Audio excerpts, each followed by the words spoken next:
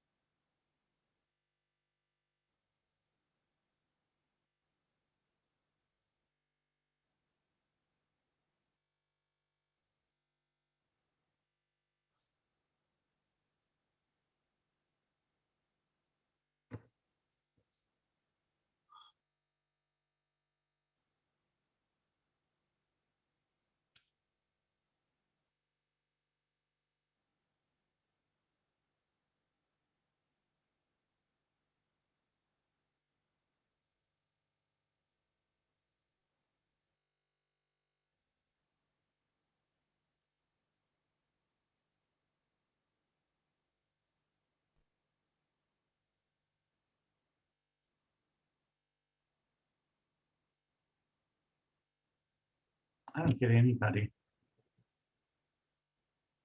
I don't hear anybody. Why am I muted? Hi, Sharon. This is Debbie. Can you hear me? Hi. Yeah, I can hear you. Wonderful. Carissa will introduce you when it's time. Okay. Okay. Otherwise, just hang out muted for just a bit. Okay. Okay.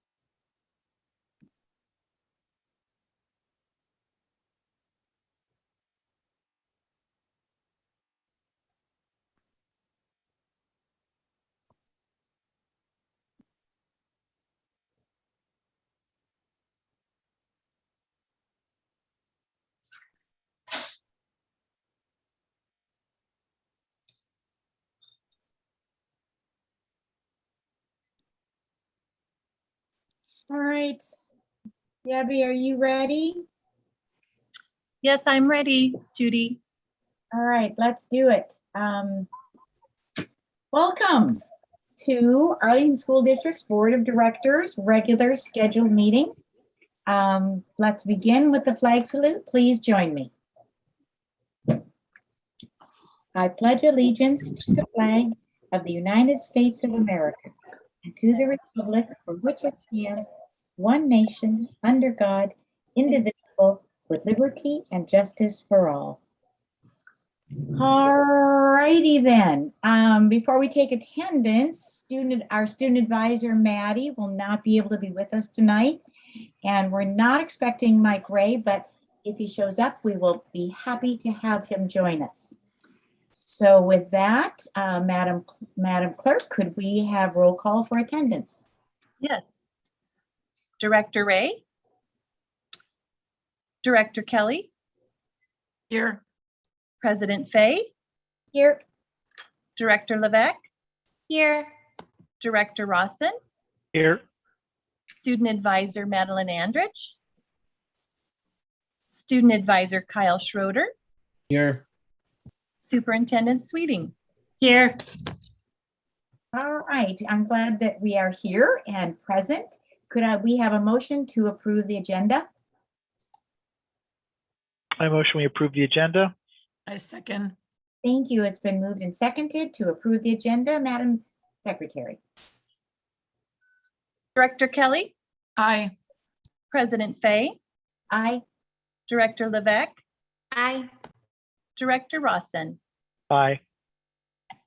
We're going to start tonight with a presentation and a recognition. So I'm going to turn the meeting to Carissa Kramer, and she's going to introduce our special guest of honor tonight.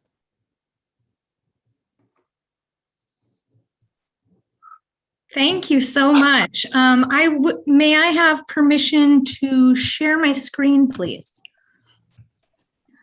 Yes, you should be able to share. Okay, 1 second.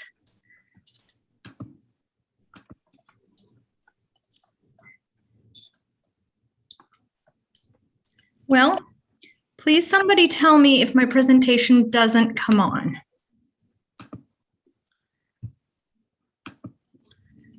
And it's still not my presentation. I'm getting there. We're close. Thank you for being patient. I would like to recognize and thank the wonderful Lions Club of Arlington for all their hard work and bravery during a pandemic to come and agree to test our students in the Arlington School District. We have on board here tonight Sharon Morrison, and Sharon, here in just a second, I'm going to give you the floor and let you say whatever you would like. But I just wanted to show this group some pictures of her team, the Arlington team, and they get Lions Club members from, I think, a couple counties around, and they come from all over to help us. And so we, this year, as a state requirement, we screen K through 3rd grade, 5th grade, and 7th grade. This year, their system is very quick, and we really got through it really fast this year. And so in many of the buildings, because they were there and it's such a great opportunity, they just screened the 4th graders as well. So they just did the whole building, which worked out really great because we didn't get a chance to screen them last year. And so we caught the 5th graders that we missed last year. 4th grade, we did lots of students. So just so you know, I think right about we screened about 2,552 elementary and 7th graders, and did send out 283 referrals. So that just means on their machines, Sharon can tell you maybe a little bit more about it. We don't say they failed, but they need additional evaluation. And so those letters went out to families. I think we completed it last week, went out. And so we are super thankful for that. And that they have that opportunity to then go out and find a vision or healthcare specialist and follow up with that. And so Sharon, this is Sharon too, and she's going to be live on your screen to say something, but she did a really great job, and we thank her for all their dedication and help this year for sure. Sharon, would you like to unmute? Maybe. You're muted again, Sharon. There we go. Okay. Yeah. Am I unmuted? Yes, you are. Okay. What would you like me to say? Besides, it was really a pleasure doing Arlington. I really appreciate you guys. We had everything right on schedule. I mean, we did a whole class in less than 10 minutes. That's really great. The screening has really gone out. We have an appointment with Granite Falls coming up. We have a school, it's called Woodmore. I don't know exactly where it's at, but I'll find it. They've come out and asked us to come out. So it's really progressing fast. And the people that helped us were from Woodinville, Lake City, and I'm not sure where that was it, and us this time. And it's getting bigger and bigger. Anacortes has already reached out to us. They're going to need help. So you guys should be proud that we were the guinea pigs. And we, Mike and Mike Lally and Jim Knight, what shoes I had to fit. I mean, they have done such a wonderful job. It started 4.5 years ago with them, and I took over Jim's position because he is now 89, but he really is 90, but he won't tell you that. And I do all the scheduling, get all the machines to the clubs. It's really great. And we have trained 9 clubs in the area, so they can do their own screening now. We've got 4 more to do training. So it's real. I love doing this job. I really enjoy it. And I know Larry, my co-partner, enjoys it also. The machines are just phenomenal. You saw how they work. 10 seconds and we've got a child. And referral means we don't use referral anymore or fail. We just say, oh, would you mind, my machine isn't working very good. Could you go see that lady over there? And then they go from there, because the kids have been bullied and we don't like that.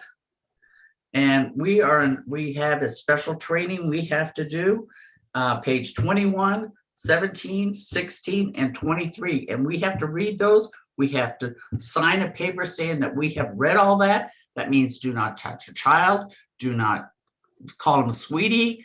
I mean, it's just incredible. And if you don't abide by it, you lose your license, your little training license. So is there any questions? Karen, I don't have any questions, but I want to just thank you personally for this generous donation of time and equipment and expertise and volunteers. And you've done this year after year. We would be hard pressed to do this without you in Arlington. You are greatly appreciated. Thank you. Absolutely. Thank you very much. We all enjoy it, or we wouldn't be there. Thanks. Thank you, Sharon, for being here tonight. You know, I'm missing my Arlington's club meeting just Oh. for you guys. Maybe you could jump on it. No, that's okay. Okay. Thanks Thanks, again. Sharon. And I really enjoy working with you and your mom. Great. Thank you, guys. All right. And I'm so glad that you could come tonight to be here so that we could recognize you. Thank you. Absolutely. All right. With that, we're going to ask for a motion to approve our regular Zoom meeting minutes from October 11th, 2021. I make a motion to approve the Zoom meeting minutes from October 11th, 2021. Second. Thank you. It's been motioned and seconded to approve the regular Zoom meeting minutes from October 11th, 2021. Madam Secretary? Director Kelly, Aye.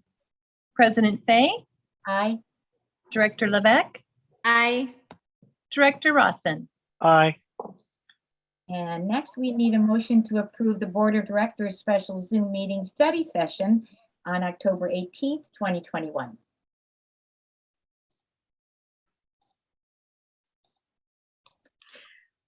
I make a motion to approve the Board of Directors special Zoom meeting study session on October 18th, 2021.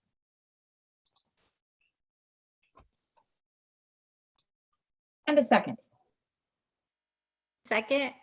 Thank you. It's been motioned and seconded to approve the Board of Directors special Zoom meeting study session from October 18th, 2021. Madam Secretary? Director Kelly, Aye.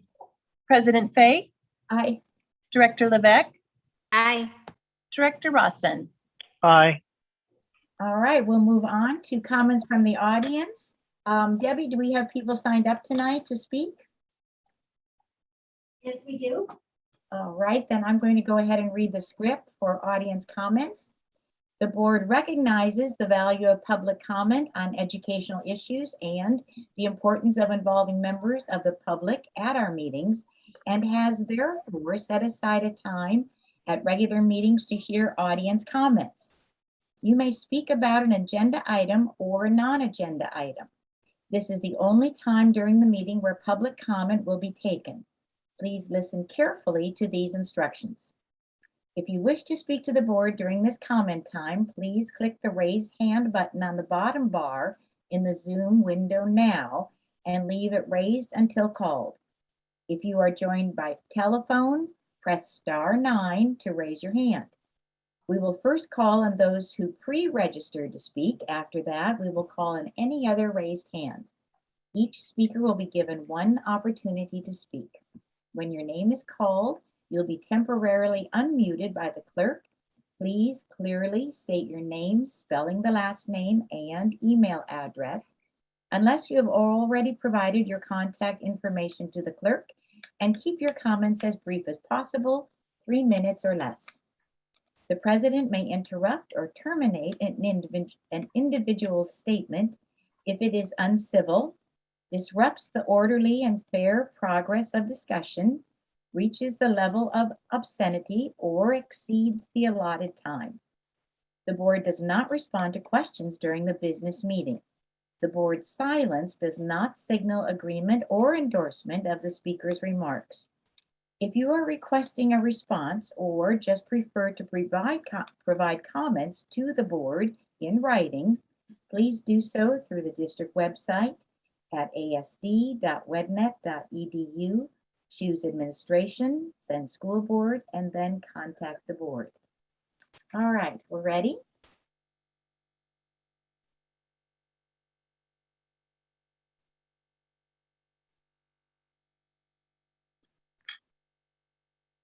Debbie and Margaret, we can't hear you. First person that we have is Erica Knapp. And Erica, we already have your contact information, so you may go ahead. Okay, thank you. Thanks for taking the time to listen tonight. This is not addressing any agenda item. I just had a few observations and a couple of questions.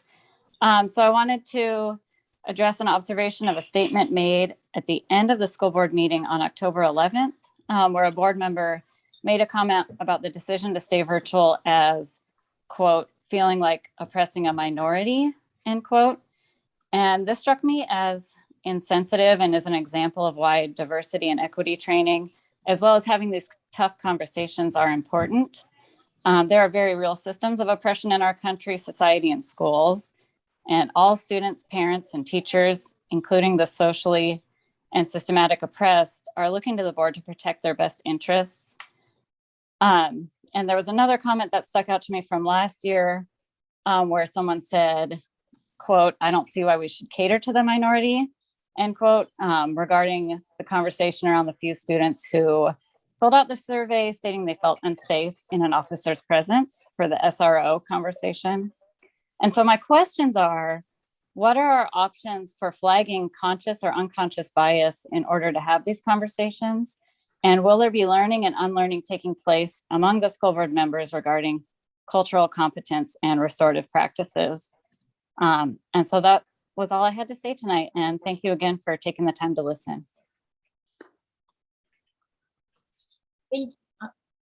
Thank you very much for coming, Erica, and expressing your views and your opinions. We appreciate your comments and your thoughts. Debbie, do we have anyone else signed up?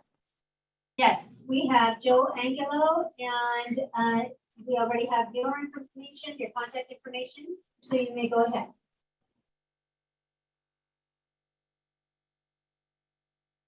Can you hear me? Yes.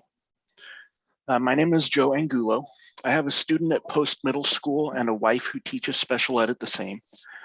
A while back, I was asked on behalf of a group of people in our school district if I would be willing to read a letter at a school board meeting. One of the reasons I was asked is that some of these people are afraid of retaliation from members of our community. I agreed, but they ended up not needing me to follow through. It has bothered me for a while now, though. Not that they asked me to use my voice when they did not feel safe speaking for themselves, because I'm flattered that I was asked, and I am still willing to speak up for them if they decide it is needed.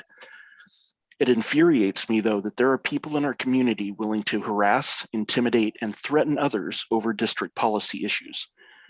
As far as I know, it has not yet crossed the line from threats to violence, but it needs to stop. To those parents who have been stalking, harassing, or threatening our school district staff or other parents in order to push a change in policy, you should be ashamed of yourself. You are not patriots, and you are not setting a good example for your kids. You are terrorists. To the school board and district employees, I hope that you will work with law enforcement to investigate these terrorists pursuant to our state's harassment and cyberstalking laws. Your employees and coworkers deserve no less than your full support and protection from potential violence at the hands of extremists in our community. Thank you for your time. Joe, thank you for your time. Thank you for coming. Thank you for speaking. Debbie, do we have anybody else here tonight that would like I to? don't have anybody else. All right, thank you. Then with that, we'll move on from comments from the audience and go on to, may I have a motion to accept the agenda, consent agenda for tonight? I make a motion to accept the consent agenda. And a second. I'll second that. Thank you. It's been motioned and seconded to approve the consent agenda. And Madam Secretary? Director Kelly, Aye. President Fay, Aye. Director Levesque, Aye. Director Rossen. Aye. All right, we're moving on to new business, and the first item is Highway 530 Site Sale Progress Report, and we're going to turn this over to Mr. Brian Lewis. Right. This is Ryan Ransavage on behalf of Miles Sand and Gravel. Oh, Brian. Brian, are you going? Yes, I'm gonna say a few words first, and then you and Brad can make your presentation. Okay. Perfect. All right. Okay. Thank you. Okay. So good evening, directors. Brian Lewis, Executive Director of Operations. Tonight with me is Cynthia Byrne of Long Bay Enterprises. She's our real estate consultant in regards to the sale of the property at Highway 530. And then Brad Barton and Ryan Ransavage of Miles Sand and Gravel, representing the purchaser of the property. Just as a way of background, we struck an agreement and the board approved it with Miles to sell the property at Highway 530. It's about 169 acres of land with a mineral rights overlay and a deposit of minerals underground that Miles is interested in. We struck that agreement December 2nd, 2019. The negotiated selling price that we reached with Miles was $3 million, which is by way of notation, it was $200,000 more than the appraised value and equal to what the district paid for the property in 1996. And I want to thank Cynthia Byrne for her efforts in getting us to that point as in regards to the negotiation. Following the summation of the deal, we received $75,000 in escrow that's applicable to the purchase price. And if the purchaser were to default, then that $75,000 would accrue to the district. There are some permit contingencies involved in completing the sale of the property. The first contingency is that the deal allows the purchaser, Miles, to pursue obtaining a couple of permits that would allow for the mining of gravel and other minerals on the site. And that's the Snohomish County Conditional Use Permit and the Department of Natural Resources Surface Mine Reclamation Permit.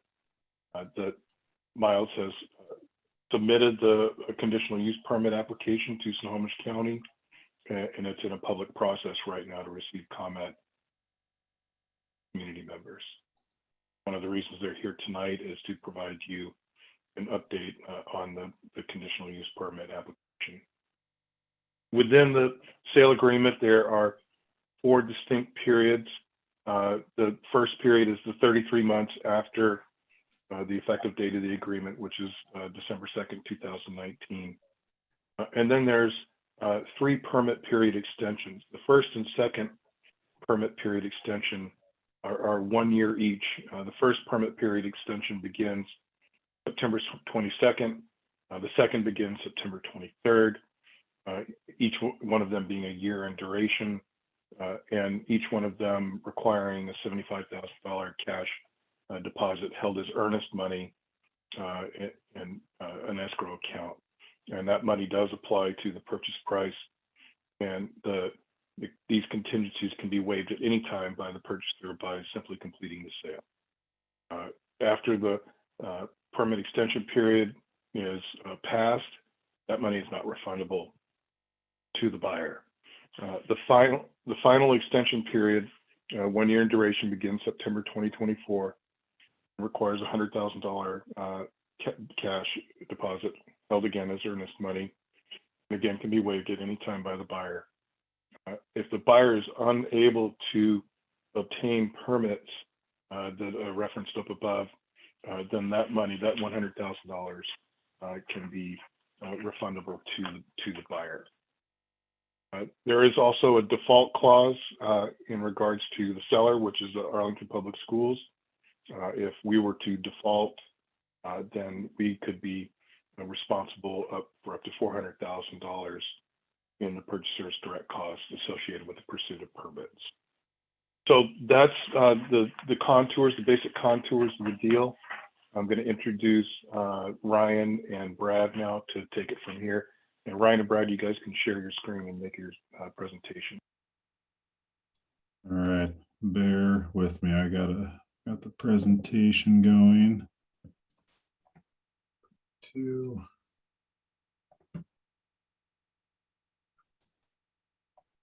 we go. All right. Can everyone see the shared screen? Should be the opening slide. Yes, we can see it. We'll try to, so a portion of this presentation was given before.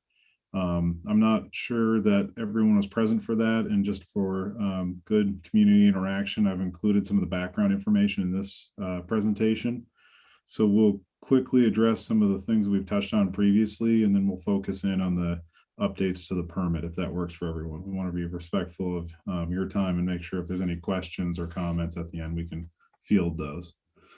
So, all right, just real quickly, who we are. Brad, if you want to jump in. Good evening. Of course, I'm Brad Barton, and I'm a vice president with the company, and I'm only half of the story. And Ryan, you're the other half. Yeah, and I'm a geologist for Miles Sand and Gravel, so I'm dealing with the hydrogeology, geology, and permitting background for the whole site.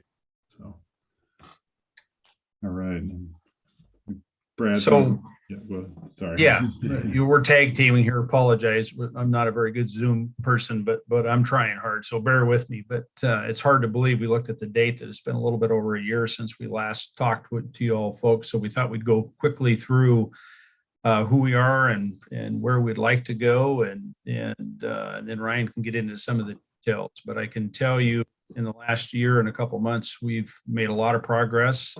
We've spent a lot of money doing it, and but the good result of that is we've got some wonderful results from a scientific standpoint. So we're obviously now fully engaged with the county and in the permit process and starting to move forward. So with that, of course, Miles Sand and Gravel Company, we've been in business since 1942, 75 years young. We've become the largest privately held sand and gravel company in the state of Washington, and we're still held by the same family, the Miles family today, and as noted here, our headquarters are in Puyallup.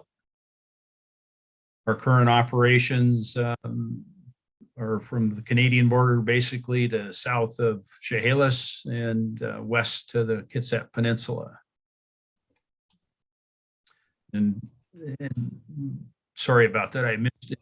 24 active operations, and again, we're the largest permit holder, privately held as well. And out of those 24 active sand and gravel sites, 5 of them were actively mining below groundwater.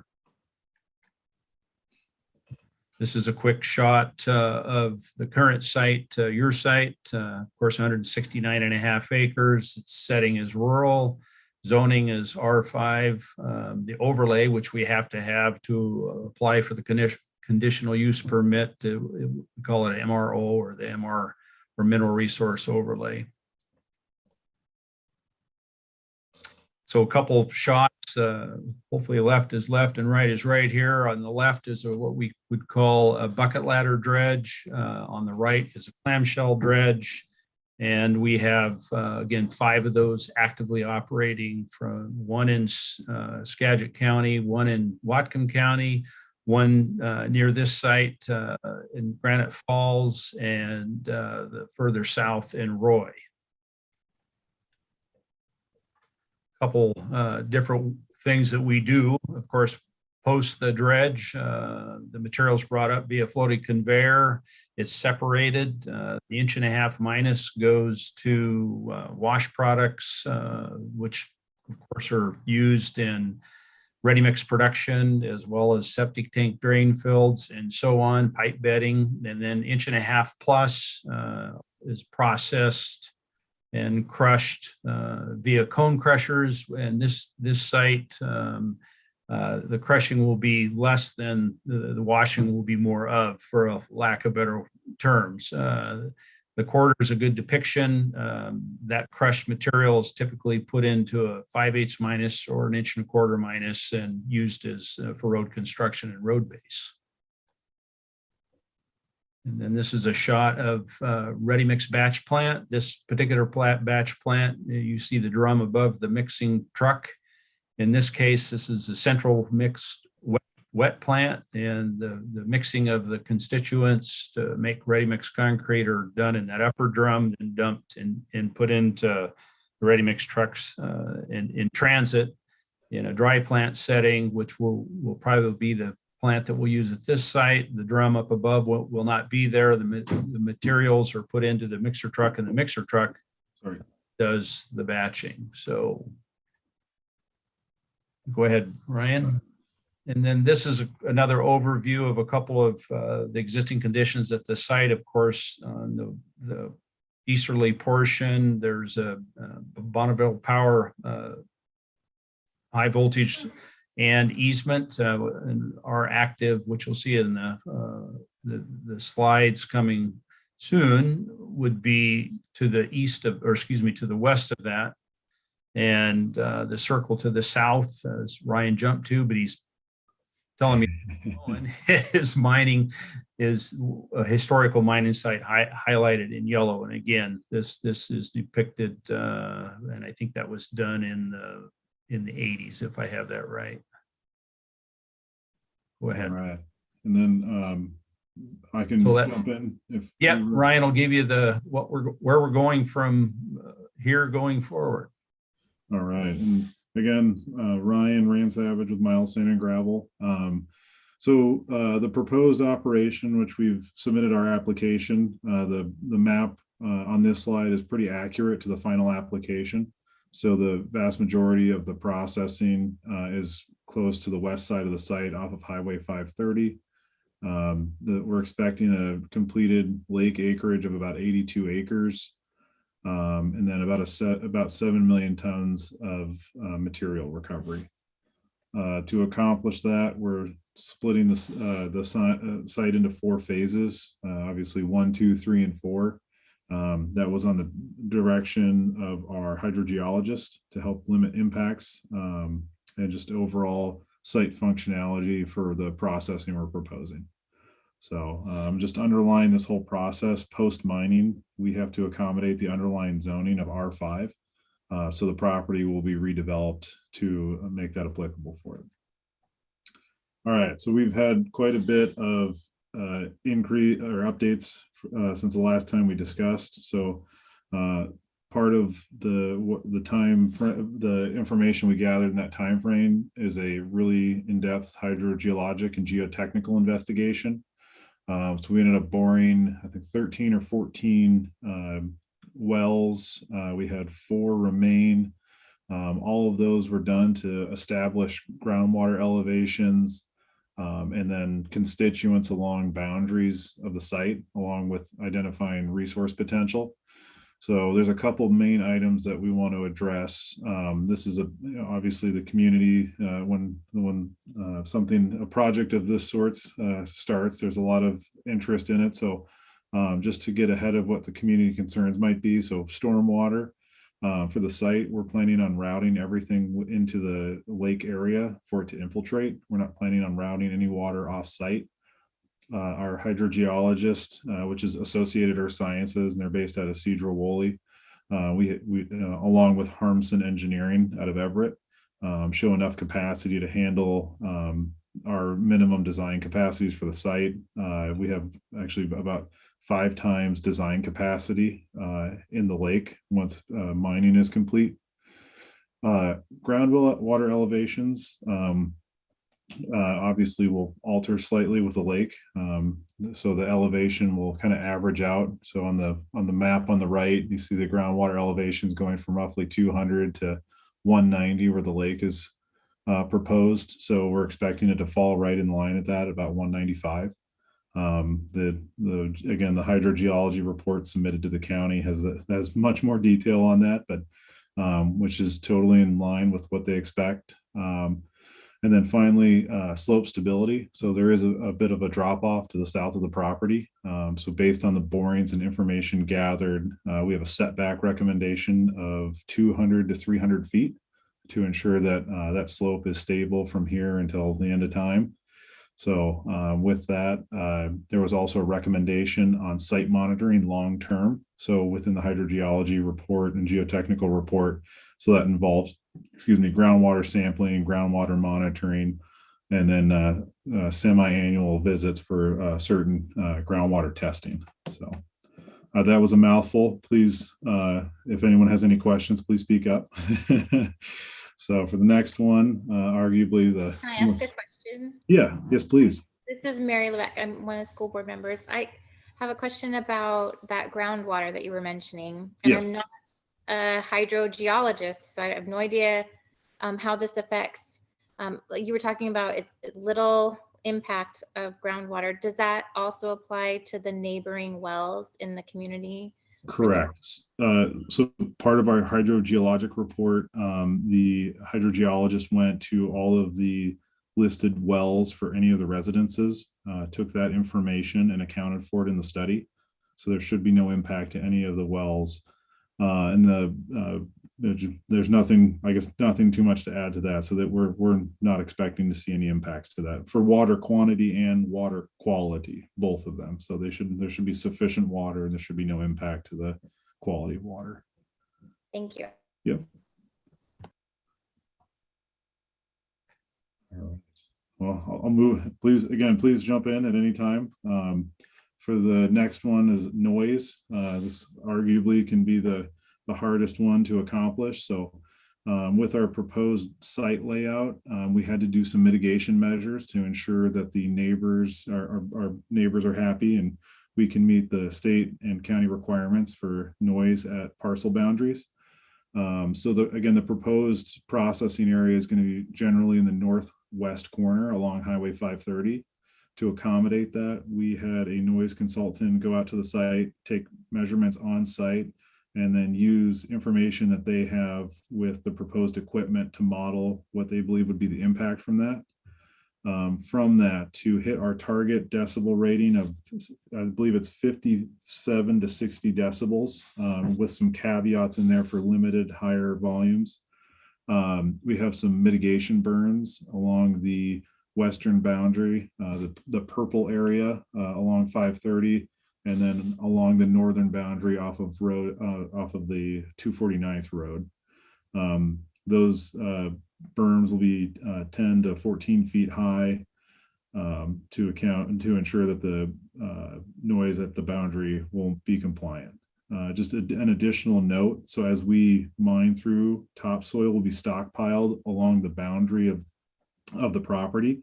So the majority of the site will have a berm of, we won't know exactly how high yet because we're not sure with the total volume of topsoil, but probably averaging 6 to 8 feet or so for the majority of the property, so or higher. So with that, we feel that the mitigation measures in place will allow for the site to be compliant and hopefully for some happy neighbors. And then arguably even more contentious is traffic. So mines are not the easiest to model. It's not like a subdivision or a warehouse. They're pretty rare, and all of them are very particular. So we worked with our traffic engineer to model some of our other locations that fit a similar profile. So semi-rural, outside mid-sized town, to help understand traffic flow and routing. And just generally speaking, our market is where the growth is. So most of it will go into Arlington and onto I-5 to supply markets both locally and outside of Everett as our target destination. So nothing too earth-shattering there, but you can see the splits for the different state routes and highways as we expect, just based on the modeling we've done with our traffic engineer.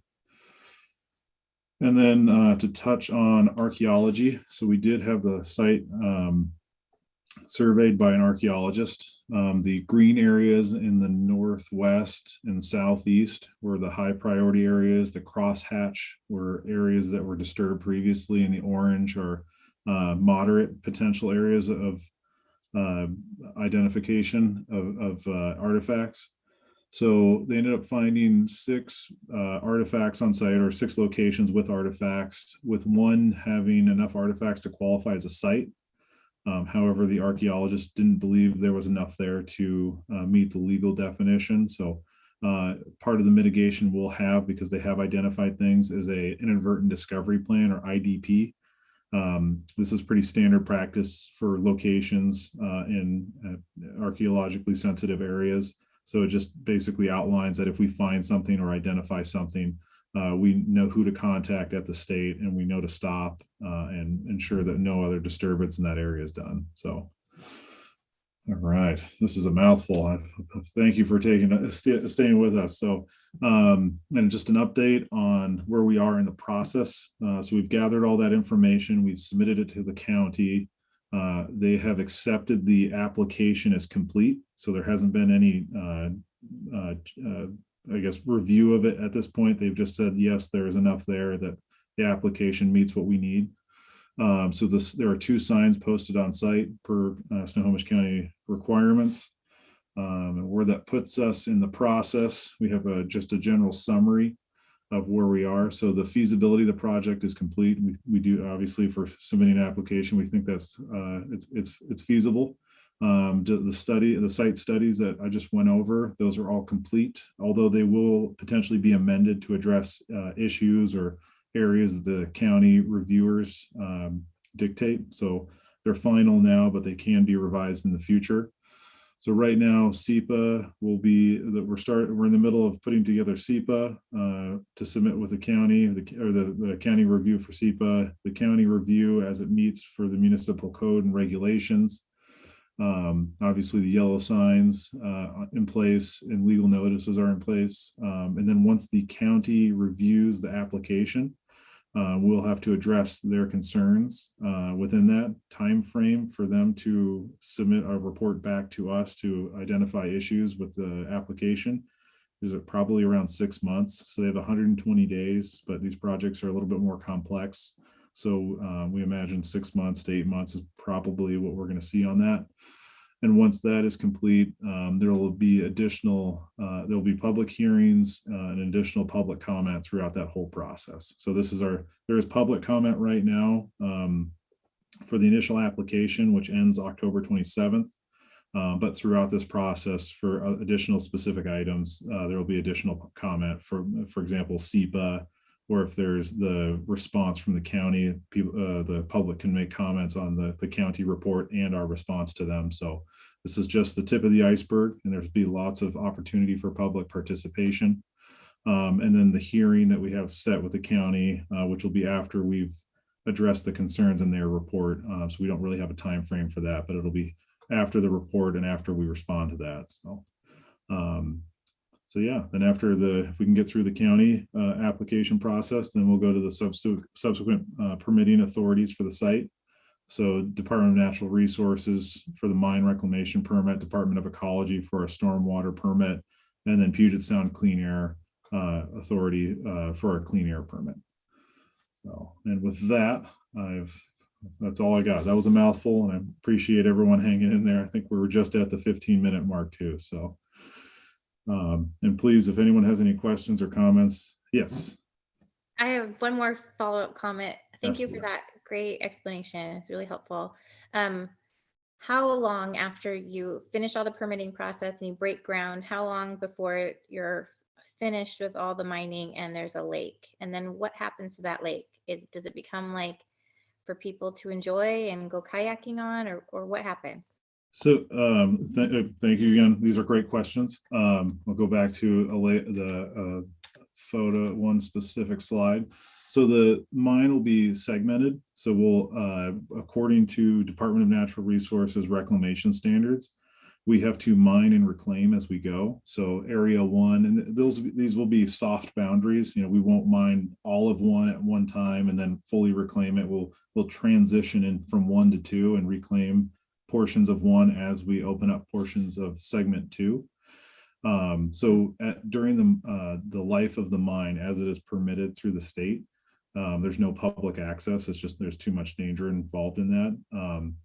But once mining is complete, it'll be developed under the underlying zoning, which at this time is R5. And if this underlying zoning changes in the future, we'll have to update our mine reclamation plan to address that.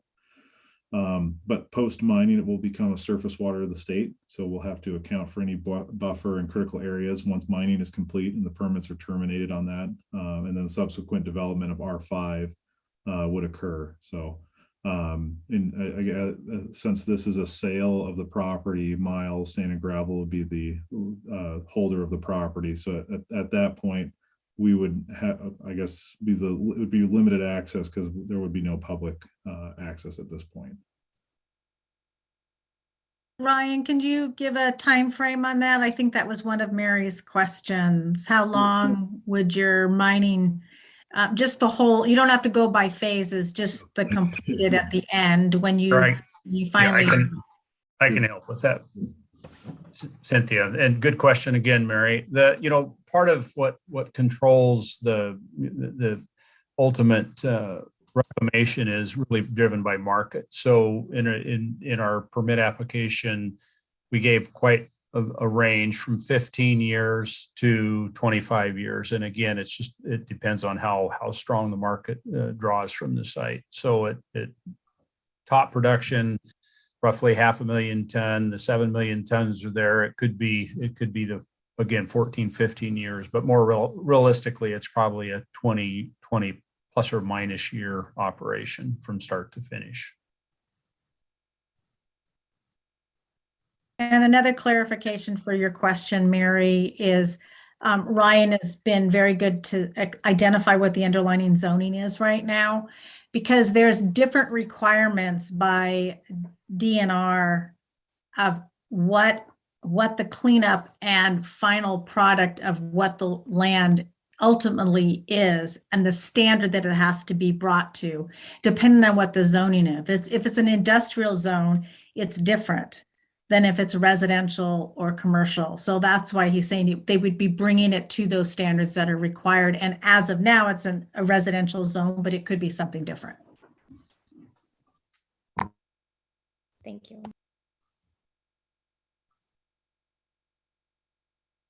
If I could add one more thing, to all the board members, I guess the best picture is the sign in front of the property, which starts driving a lot of questions, and which we've already had several.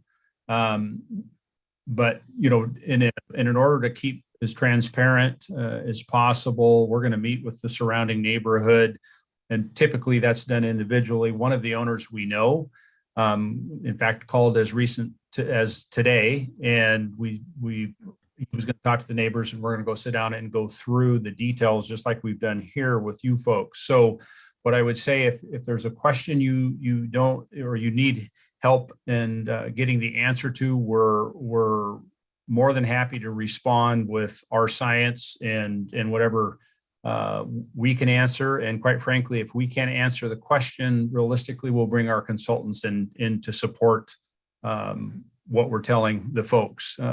Again, because the emotional side of these applications, as Ryan alluded to earlier, can become quite high. And again, we want the right information out there. So again, whatever we can assist the board with in answering those questions, we certainly will be there, and be there rather quickly. Thank you, Ryan and Brad and Cynthia, for coming tonight and giving us a progress report and where we're at with this. So I so appreciate it. I love the picture of the 1942 truck. That was great. Very nice. Do you still have that truck? We have, I believe we have a door off of the truck. Yes. Yeah. So believe it or not, that was turquoise. The truck was. So yeah. Anyways. Very cool. Liking it. Thank you. You guys have been so forthright throughout this whole process and keeping us updated throughout. I really appreciate it. Well, I'm sure there'll be more to come. Thank you. Thank you so much. Please reach out with questions. Thank you. Bye. Okay, then with that excellent slideshow and report, we're going to go on to item B under new business, academic and student wellbeing update and opening schools for 2021-2022. And Dr. Sweeting, we're going to turn that over to you. Good evening. I just wanted to make sure my presentation was up, and I believe you can see it. Tonight, I'm going to be joined with several voices, so not just my own or Krista Kramer, but we will have several individuals that will help bring information tonight. So first, I wanted to share a little bit of insight or some information from Dr. Bob Lutz. He is like the Dr. Spitters of the state. So Dr. Spitters is for our county and Dr. Lutz is for the state. And he recently shared information with the Education Service District 101 and shared some slides. So I have a few of those that I'm going to share tonight. The first one is he shared data not just for Western Washington, but for Eastern. But I'm just sharing with us this slide, which shares the trends for the COVID cases by age group. And you can see that the wave that we most recently have is now going in the right direction. And the colors that you see, I'm just going to tell you about the top three. So the top three are, the first one that shows at the highest is the gold or the yellow, which are ages 20 to 34. And so even though all of them are going in the right direction and trending down, the gold color or yellow color as ages 20 to 34. The next color well, there's kind of a mixture of colors, but the one that stands out is the red, which is ages 35 to 49. And then the next color, maybe on the top three, would be ages 12 through 19 in purple. So you can see that the young adults, and then we've got our school age students, middle age, high school age, or in the third level. So just information for the board to see. The next slide that he shared with the ESD 101 was, this is a snapshot, and this is a snapshot from the latter part of September, first part of October, and it shows the case counts per ESD. So an ESD, an Education Service District, combines many districts, and in some cases, like in our case, the ESD has several counties in it. So Snohomish and Skagit and Eileen County.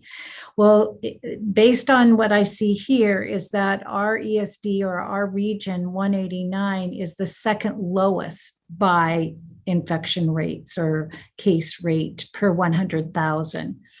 So you can see that I just wanted to give perspective of where we are compared to others in the state. He gave a summary. One of the things that he did say is that for the past 2 months, the pediatric cases and hospitalizations for pediatric cases has risen to the highest that it has been since the beginning of the pandemic. So he did mention that. He also mentioned that even though it's declining, the rate for pediatric cases, it's more slow. I mean, it's slower than the other age groups. So he made that comment. This last week, the Dr. Spitters and his team, we didn't meet. It was canceled, but we will be meeting tomorrow. So I just want to let the board know I don't have updated information from a meeting from last week. And so moving forward, I'm going to ask Krista Kramer, our district nurse, to give us the regional and local health metrics updates. Absolutely. Good evening, everybody. And next slide, Dr. Sweeting. Our case rates, if anybody noticed today, as it came out this afternoon, have gone up a little bit in our county to 351 per 100,000. The Snohomish Health District, which is, of course, as you know, our local health jurisdiction, stated that this is because of an increase in their school age population countywide since September. That age group is, on the rise. And so, it's been all over the news, and they kept saying case rates are going down. And we just really haven't felt it at school quite yet. But now we're seeing those numbers catch up with us and kind of seeing why. So that explains that a little bit here in our area. Next slide, please, Dr. Sweeting. Our numbers district-wide, which are posted on our website now, we have 34 current positive cases. This was as of last Friday. And 118 close contacts, a variety from outside close contacts and the school setting. Next slide, please. And here's our look at per school positive cases, and these are our current totals happening in the school buildings. And again, just a reminder, 5 or fewer cases, we put an asterisk by. And we changed this. We added this on Friday, a new column. So we added that there would be the COVID plus since the start of the year. And so there you go. I just want to make sure you had that information. Thanks, Krissa. Thank you. The next is I'm inviting Eric DeYoung, Executive Director of Human Resources, to give us a vaccination mandate update. Yes, good evening. Thank you, Chris. As you know, we had a deadline that happened a week ago of October 18th was the deadline for folks to receive their vaccination or to receive an exemption, religious or medical exemption. So you can go to the next slide, Chris. And we were collecting either vaccination cards or religious or medical exemptions right up until that deadline. You can see here, this is what we reported to OSPI here on Friday as the results of our efforts to meet that mandate that was put out by the governor. And so you can see that most of our staff are fully vaccinated. The fourth row there shows who obtained a religious exemption and by what category of staff that they are. This is how OSPI wanted to have it broken down. So you have basically in classroom folks and out of classroom individuals. And so that's how they broke it down there. But you can see overall, we had a pretty positive turnout. We have 2 people down there at the bottom that did not choose to meet the mandate. We had some others in our substitute classification and even some coaches, but most of our coaches that did not do it yet are out of season coaches and are not full-time employees with us, but are probably community members that do coach with us. And so our hope is that by the time their season rolls around, they will have met that requirement as well. So overall, we're pretty pleased. We're in the process now of working with our accommodations and continuing to do what we can to provide support and answer questions for people that they may have. Thank you, Eric, very much. Okay, next I'd like to invite Brian Lewis, Executive Director of Operations, to share about volunteering in Arlington Public Schools and the protocols for that. Thank you, Chris. Next slide, please. So the governor's mandate regarding vaccinations applies to volunteers and contractors that come into our school buildings in the same way that it applies to our staff. So volunteers or contractors that are working with students must be verified vaccinated. We also must allow them to apply for a medical or religious exemption and we can define the reasonable accommodations. Next slide, please. So the eligibility is going to of a volunteer to work inside one of our classrooms or with our students. It's going to be verified by the Human Resources Department. That eligibility requires a completed Safe Visitor application, which is our visitor management system. Safe Visitor today updated our volunteer application landing page so that there's a link provided for applicants to submit their vaccination verification document directly to Human Resources. So they have to have the completed Safe Visitor application, proof of being fully vaccinated, or they have to have been approved to receive a medical or religious exemption. The accommodation that we're offering at this time is a negative COVID-19 test within 72 hours of volunteer service and an attestation of health and well-being the day of the volunteer service, much in the same way that we're requiring staff members who have received a religious or medical exemption to provide that same attestation. So operations department who manages the volunteer application is going to be working hand in hand with Human Resources to compile this information into a spreadsheet that's accessible by building staff, and they can check to see whether or not a volunteer is eligible prior to allowing them into the building.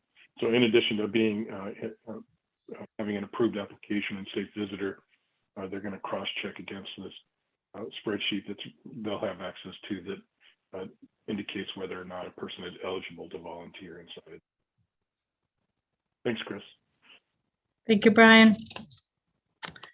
Next, we're going to talk just for a moment about the academic and student well-being plan.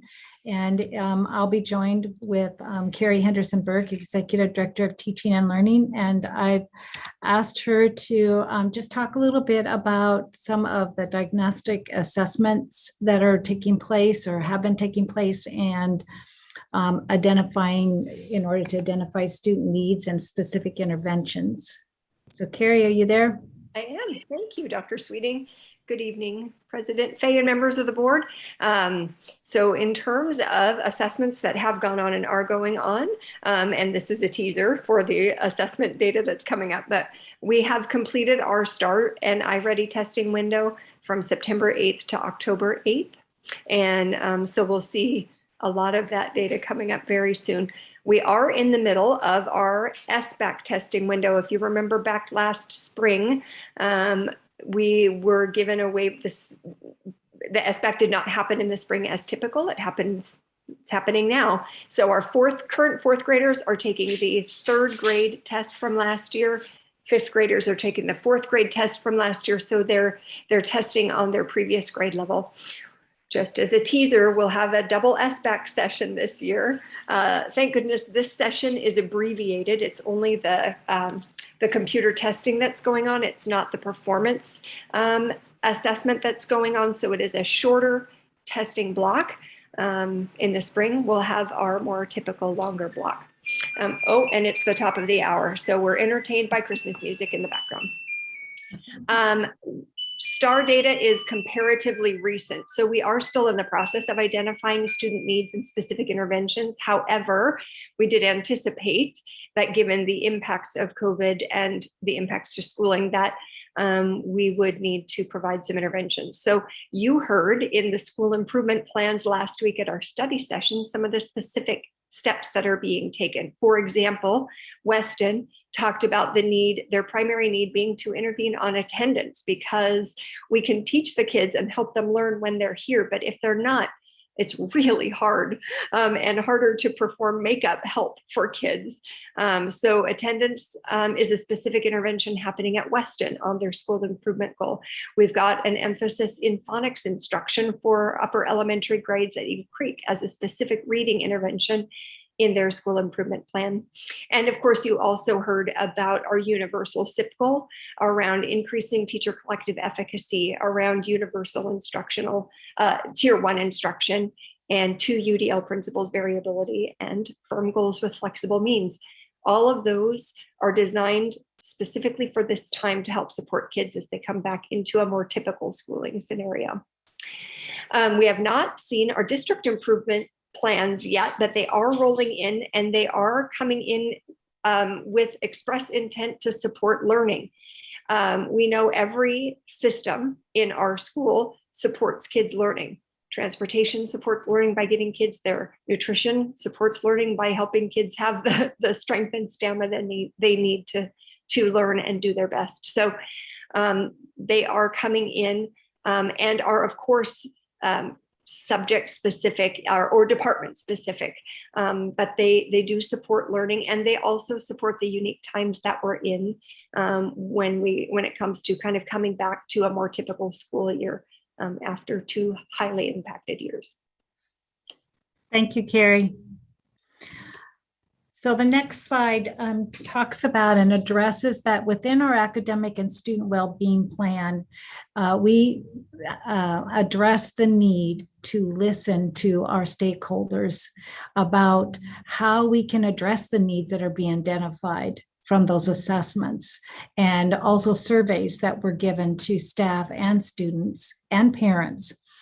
And so we listen in order to identify what is working within our system at the school level, what helps make learning easier, also identifying what needs improving, what's getting in the way of learning, what barriers are in place that we need to remove to increase access. And also in order to hear ideas and possible solutions, and to hear feedback regarding how to use our money. And especially we have some funds that the federal government has provided, which are ESSER funds, and we want to make sure that we hear from stakeholders about how that money can be spent. And so this week we are going to have a community voices opportunity this Thursday, and during that time we will share with the people, the parents and the community members that are attending that event, how the ESSER funds have been used over the last year and this year, and the plans for next year. And then when there's breakout rooms, the parents and the community members can actually present some ideas if they see that there's places where there's gaps, where spending is not being allocated or money is not being allocated. We had on Friday, we had a student voices opportunity where we went to one of our schools and we asked the students the questions: what helps their learning, what's getting in the way, and what suggestions do they have? And they give us ideas on what needs to have our attention, where can we spend our money, and they give us ideas, and it's great. So listening is definitely a part of our student academic well-being plan, so that we know that we are hearing what the needs are from our stakeholders. The next steps right now with the academic and student well-being plan is to implement the SIP and the DIP plans as they are finalized, as they are approved. We are in a continuous cycle of progress monitoring. And we will have a status report that is due in November to OSPI that just describes how are we doing with our plan, how are we engaging our stakeholders in gathering their feedback and their ideas. So with that, what questions does the board have?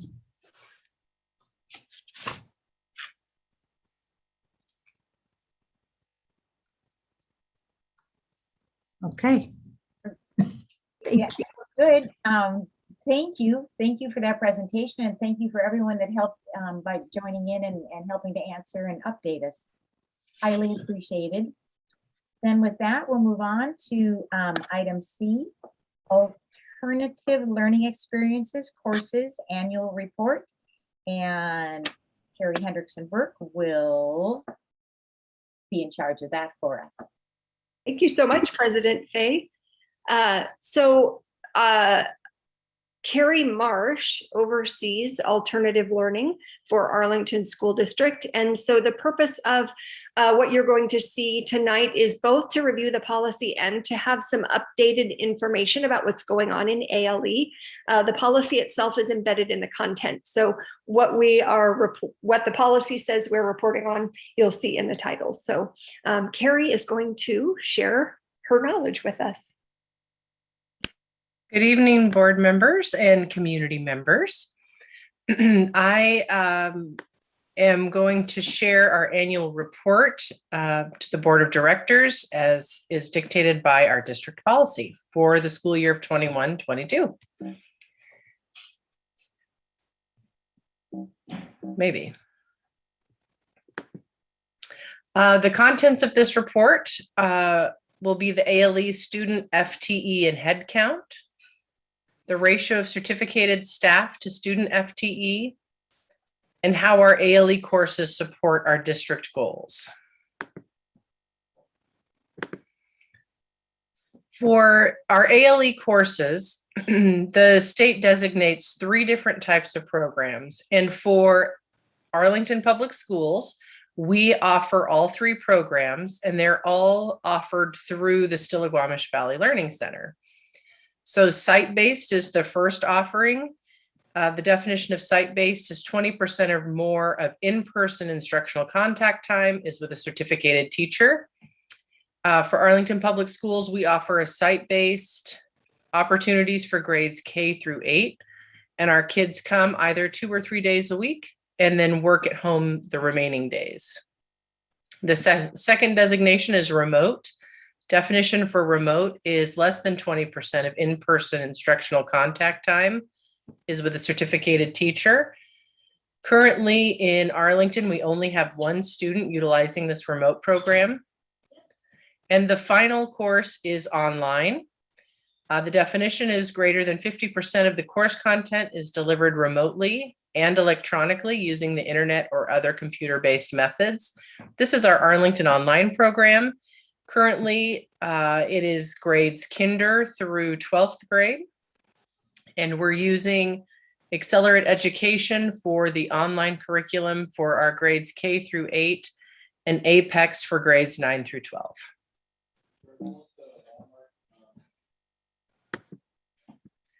This chart is showing our student FTE and head count, and we've put 4 years there for comparison.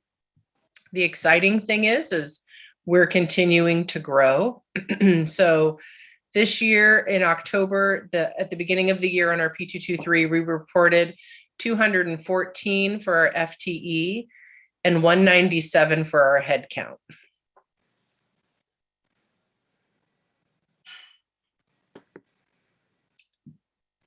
So looking at the ratio of certificated staff to student FTE, this was done a couple weeks ago. This is a little confusing, so bear with me, and then also know that it's changing a little bit.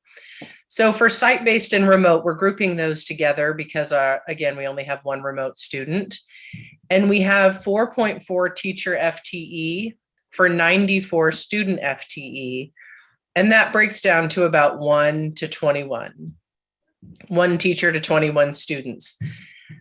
For online, our AOP program, we have 3.1 teacher FTE to 122.5 student FTE, which breaks down to about 1 teacher for every 39 students.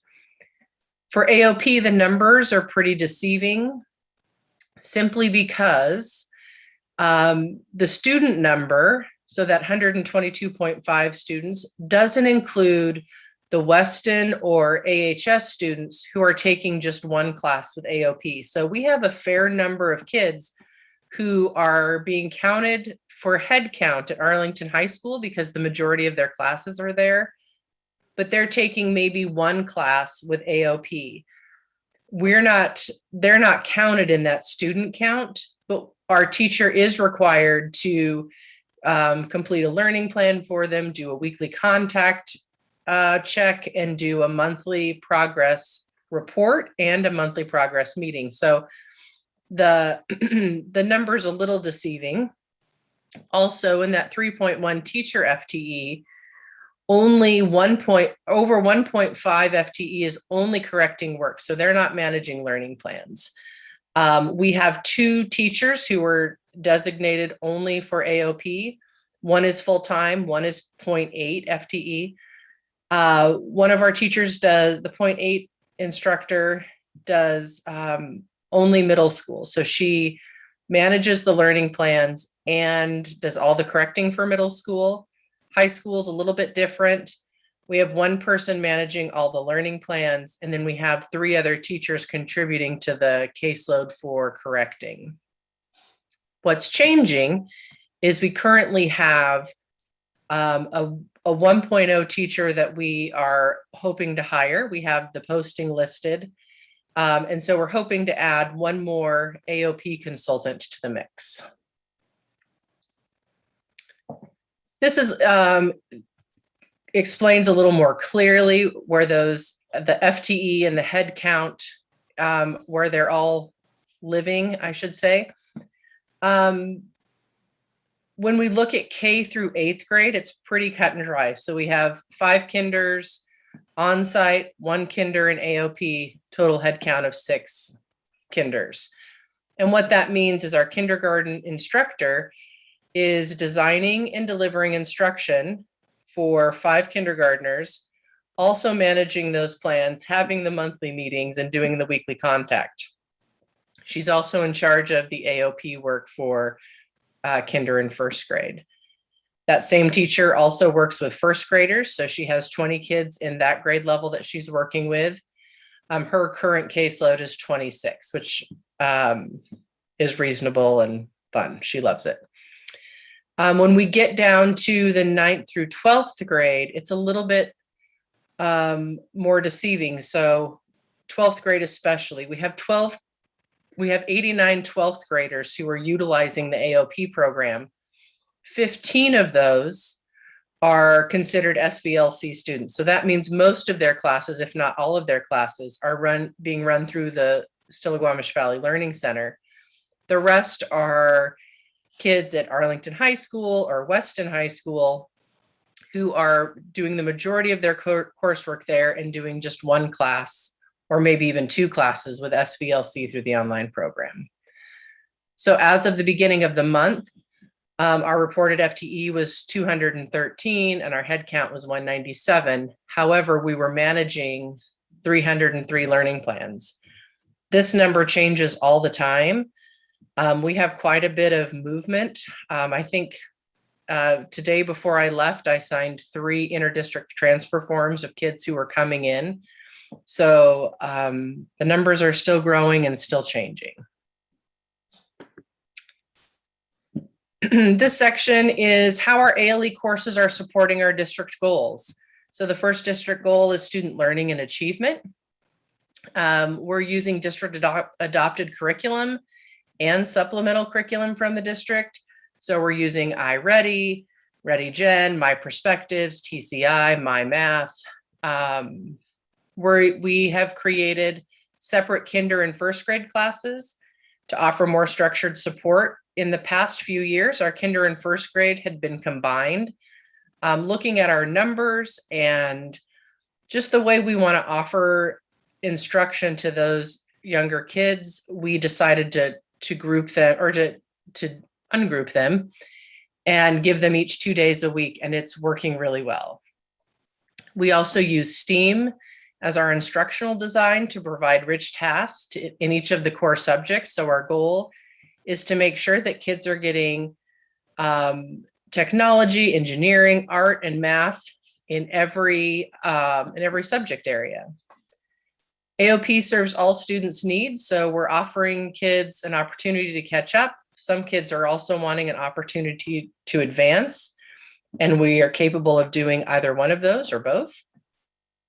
AOP offers a choice to families who are not comfortable with the on-site setting. So that's a variety of reasons. Some of it is sort of kid-centered. Maybe they have anxiety. Some of it is due to the pandemic or families not feeling comfortable with their kids wearing a mask all day. And honestly, we have a handful of students who have done online learning and have decided that is a better way for them to learn. And so they're sticking with us. This year, we have added a weekly social emotional check-in for our K-8 AOP students to encourage engagement and community. We're working with 9-12. They're not as likely to join their classmates for a group meeting, but it's very successful for our K-8 group. Initially, it really kind of was a big hit in the K-5 group, but recently we've started adding more offerings for 6-8, and we have quite a few kids showing up to those community meetings. We're also in October started including our Purposeful People, which is another district adopted curriculum, into those meetings to do the character strong social emotional work. The second district goal is a safe and caring environment. Our learning consultants provide a quiet, supervised learning space in the library where students can access resources. We have some kids who prefer to work online, but also want to come in and either get some support from a teacher or just be in the library where they have great Wi-Fi or a quiet place to work. We also have some on-site students who utilize that library outside of class time, so they can have a time to work a little more on-site with teachers they're supporting. We have an enrollment of students with diverse backgrounds and family values who need a smaller, non-traditional setting. And for many AOP students, the ability to complete courses remotely means they're able to meet the demands of life. So especially our older kids who are working, caregiving, and medical needs.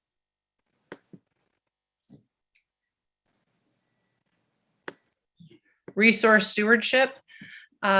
We are carefully allocating our funds, including the appropriate application of the Family Curriculum Allocation Fund procedure. We're using more district curriculum than family allocation materials. So it was just in recent years, a lot of our families used the curriculum allocation materials. So parents would come in and say, they'd like some support with different curriculum, and we would purchase that for them and then help them use that.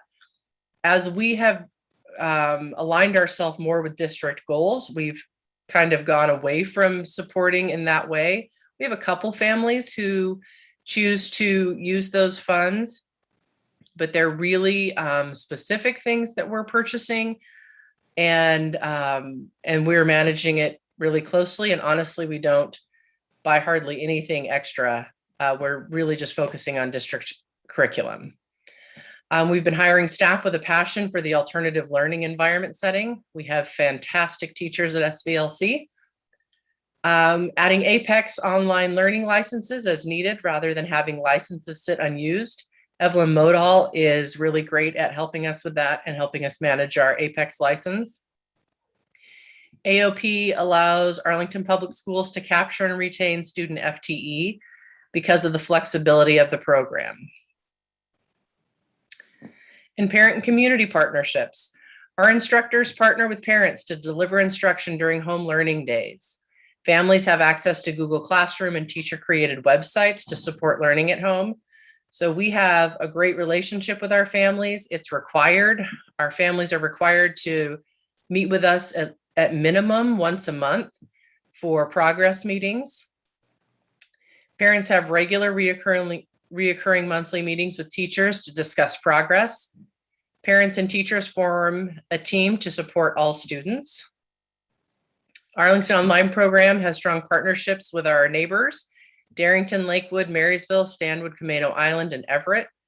AOP is currently at its 10% capacity for non-resident students with a waiting list for students to register. So we have, that capacity is set by OSPI, and we have our eye on it, and we're no longer accepting choice transfer students for that, for the AOP program, but we do have a waiting list. So some celebrations. Our programs are growing. As you could see on the earlier slides, we have increased our AOP program to K-12 rather than just 9-12. And we continue to serve kids, and more kids are coming our way. We also celebrate that ALE is housed in one location. So our team works to support students in alternative ways, on-site, online, and remote. It's very helpful to have the whole team in one place, but it's also important to note that we use a lot of staff outside of SVLC. So we still rely on case managers from other schools.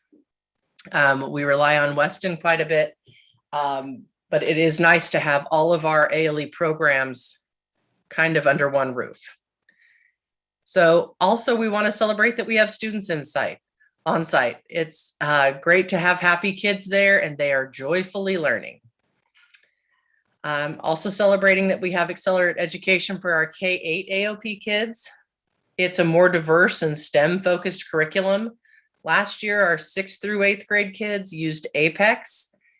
At the end of the year, we talked with the teachers and realized that Apex is more appropriate for the high school grades. So our 9 through 12 kids continue to use Apex, and we're trying out 6 through 8 with or accelerated education with our 6 through 8. And so far it's going really well. Next steps, things we're looking forward to. We need to continue to add staff and support as we continue to grow. So we need more teachers in AOP. We're working on that right now. In the future, we also want to talk about some counselor support and some more office support staff. And also we want to continue to work on our process for enrollment, weekly check-ins and monthly progress reviews. As we're growing, we grew so quickly during COVID that we're feeling a need now to kind of go back to basics and look at how we're going to enroll kids and making sure that we're getting all of the pieces checked off for our audits and our obligations with the weekly check-ins and the monthly progress reviews. Okay, any questions? Hi, this is Mark Rosson. I have a question about staffing. So obviously staffing is a huge challenge. Mm-hmm. You're at a 1 to 40, and if you include caseload, you're at a 1 to 100. How does that compare with where other districts are as far as their programs? That's a great question and a tricky question. Every ALE meeting I go to with administrators, we try to solve that. The problem is we can't compare because every district does their ALE so differently and the job duties are so different. Like even our teachers, I should have put this in a celebration because it definitely is one. This year, most of our teachers are full-time, which is wonderful. Usually we've had teachers that are part-time. Currently on site, we only have 2 teachers that aren't full-time. Our teachers are excellent and they're great multitaskers, and they really, with the exception of one teacher, they are working with on-site students, remote students, and AOP. And so it's really difficult to pull these numbers out, right? So that number, 1 teacher for 21 students is a great number, and we're comfortable with our elementary program. But when we looked at the other numbers, they are serving more than 21 kids. It's the online piece that's really difficult. And we're working with Cabinet, and I'm trying to get more information from other districts so that we can make sure that we're being equitable and serving our kids in the best way. Thank you. I mean, I'm a real fan of AOP. My child did AOP, was one of those people that did mostly of the high school, but came down and did social studies AOP. It was great. It was very successful. It was exactly what they needed. And I just 1 to 100 just seems like at some point there's some compromises being made that we should devote some more resources there, because 300 learning plans is just a lot. It's a lot. Yep. That's very true. And I'm glad you had a great experience with AOP. Thank you. Ray, I had one question about funding. Do we get full state funding for all of our students in all AOL programs?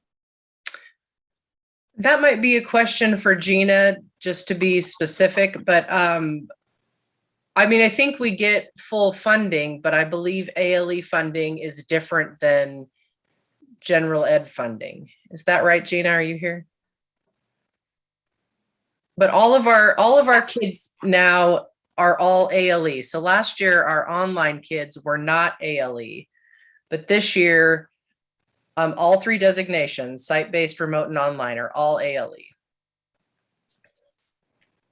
I believe the funding's less, Judy.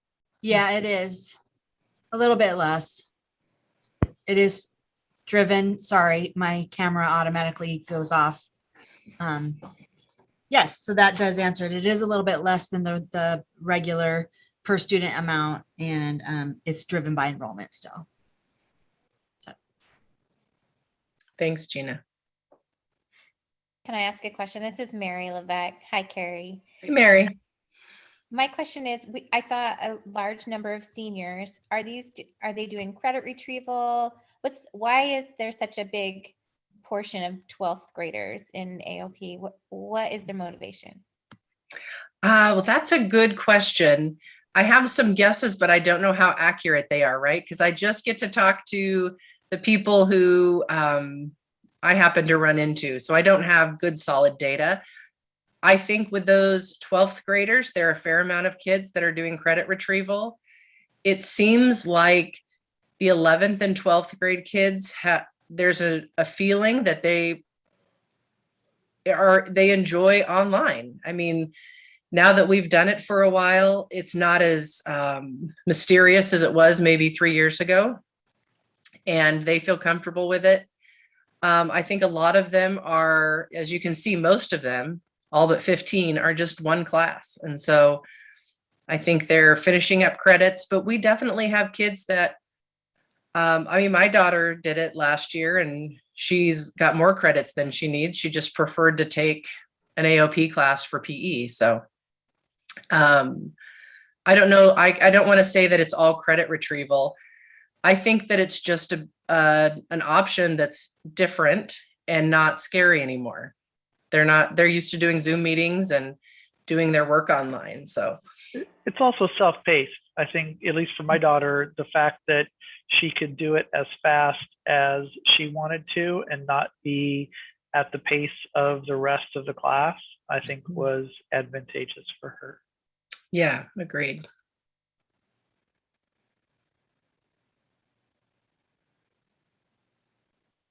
Thank you, Carrie. If there's no other questions, thank you so much for a solid presentation and really helping us understand exactly where we're at with all of our ALE learning. Thank you so much. You're welcome. Thank you for your time. Absolutely. All right. We'll move on then to the next item on the agenda, and that's item D, diagnostic data update from Ms. Carrie Henderson-Burke. Thank you so much, President Fay. The moment we've all been waiting for. It feels like it's been a long time. It has been a long time, really, since we've had a lot of data to talk about. And boy, do we have a lot of data to talk about. Rather than go through the data slide by slide, because you know there's a sea of it to swim in, and it's just STAR and iReady. I'm going to take us through some summary information. I wanted to start off by sharing that we, as you know, have 2 different assessments that we use 3 times a year. We've got STAR and we've got iReady. Both of them are computer adaptive assessments in reading and math.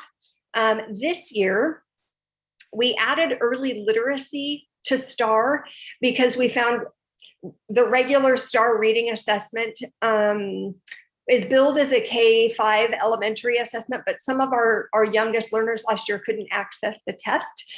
You have to pass practice questions before you get to the actual content before the kids enter the actual STAR assessment. We had some littles that either couldn't successfully pass the practice questions, which are done as a class, or, I don't know, somehow hit the wrong button. Anyways, so we added an early literacy component to get a more accurate read, because what's the good of having an assessment that's given to each child if a grade level or 2 really can't access it? We didn't get good data from that. So it is scored largely the same. It's just geared towards younger kids. So definitely want you to know that.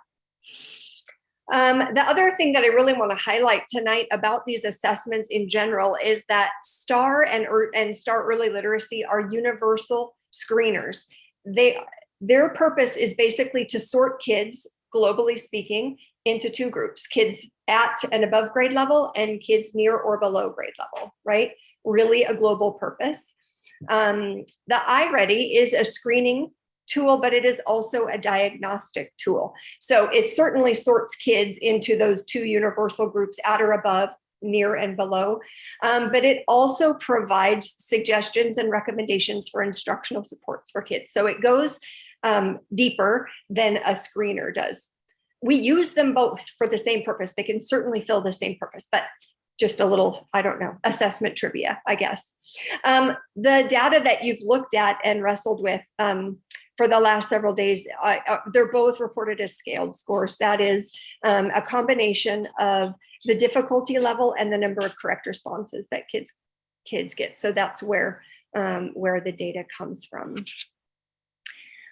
So because we have two assessment tests that we give, it's really interesting and it's kind of slippery to hang on to. So I just wanted to highlight what assessment gets given when. So early literacy is grades 1 through 3. And then STAR reading and is grades 4 through 12, the reading component. STAR math, here's where it gets interesting. STAR math is grades 1 through 5, 8th grade algebra, and grades 9 through 12. Grades 1 through 5 at our traditional comprehensive elementaries. iReady is given for reading and math at SBLC for all kids, grades 1 through 8. All kids in the AOP program. Because we have the Ready Math curriculum at middle school, we have iReady as our math screener at middle school. So there's a little bit of, when you're looking at iReady data, we've got more kids measured in that middle school math section than we do in the reading section. So it's a little curious. And then of course we know Weston High School has it. Ready Math is the 6th through 8th math curriculum, but we do have some 8th graders that take algebra, which is a high school class. So our 8th grade algebra students do indeed take STAR. It's a lot to keep track of, but that's our system. So you have had a chance to look at and digest, or at least begin chewing on data in two different groups. The first data set that I'd like us to kind of analyze, and this again is a summary of all of the specific information in here, is that district-wide view. This is a look at all kids across the district. So we know with COVID impacts, we anticipated that our scores would look different than they would typically look at in October. So the data that you're looking at is a narrow snippet in time. Judy had asked, and we will generate another data sharing session that has a longer look at our scores over time, so that we have information about how kids were doing pre-COVID and compared to how they're doing now. But this is a really narrow snippet. So we're looking at last spring and this fall. So we saw scores decrease for all students in elementary iReady in both reading and math, elementary STAR in math, and middle school iReady, both reading and math. Remember, we've got more kids doing the iReady math than the iReady reading, but we did see a slip in both of those groups. We saw scores stay steady I gotta move my screen over a little bit here, sorry, in middle school STAR in reading. So it's always a celebration given what's gone on in our world for the last year. Scores staying steady from spring to fall is a really a big celebration. We know we worry about summer slide anyways, but it looks like our middle school readers held their own, so that's great. And we showed growth in middle school STAR testing for our 8th grade algebra students. Some really nice progress there, and a really great area of pride for us. The STAR test is general math, right? Algebra is a specific component of math. The STAR tests broader math skills. So our algebra students showed growth from last year to this year. We're just really proud of them for that. Carrie, can I Yes. ask a Yes. quick question? I wanted to confirm that I understand this correctly, that we tested all these grade levels last spring or whenever, and then we tested again in the fall for the same grade that the kids just left, right? We're not. That is such a great question, Mary. Thank you. I should have highlighted that. I just wanted to make Star sure. and iReady are for current grade. SBAC testing, the state testing that's going on right now, is for last year's grade. So this is current. SBAC will be backdated, I guess, if you will. Okay, so theoretically, if I was a 6th grader last year and I took a test 6th grade spring, the end of 2021 school year, what test would I take this fall? Would it be a 6th grade test or would I be bumped up to 7th grade? So if you're in 7th grade for Star and iReady, you took 7th grade tests. Okay. SBAC testing is a year prior. It's very confusing. I know. And it's a lot of assessment. We really wrestled with whether or not we should give Star and iReady with a second SBAC window because, but Star and iReady are much more responsive and they're where kids are now as opposed to where they were last spring. So we have a lot of assessment data and you're right, it is confusing, but SBAC is last year's content. Star and iReady are this year's content. Thank you for asking that because it's confusing. Okay, so we have some decrease in scores. We have some that stayed steady. We have some that stayed, that showed growth. And of course, as always, we have some grade bands that kind of show a mix of both. So elementary Star and early literacy and reading, we had some areas that, some cohort groups that showed growth and some that showed loss. In a couple of grade levels, we had some that kind of just stayed right where they were. So that really kind of mixed back and forth. High school iReady in both reading and math, we had mixed results. And in high school Star reading and math, we had mixed results. So, and I should have highlighted this as well before I started in on all of these words, but when I was looking at growth, I was comparing cohort data. So the growth or the decrease or the staying steady was from fall to spring, the same group of kids. So if we look at the growth from 5th to 6th grade and 6th to 7th grade, that's where this kind of summary data is coming in. Okay, that is the district-wide view.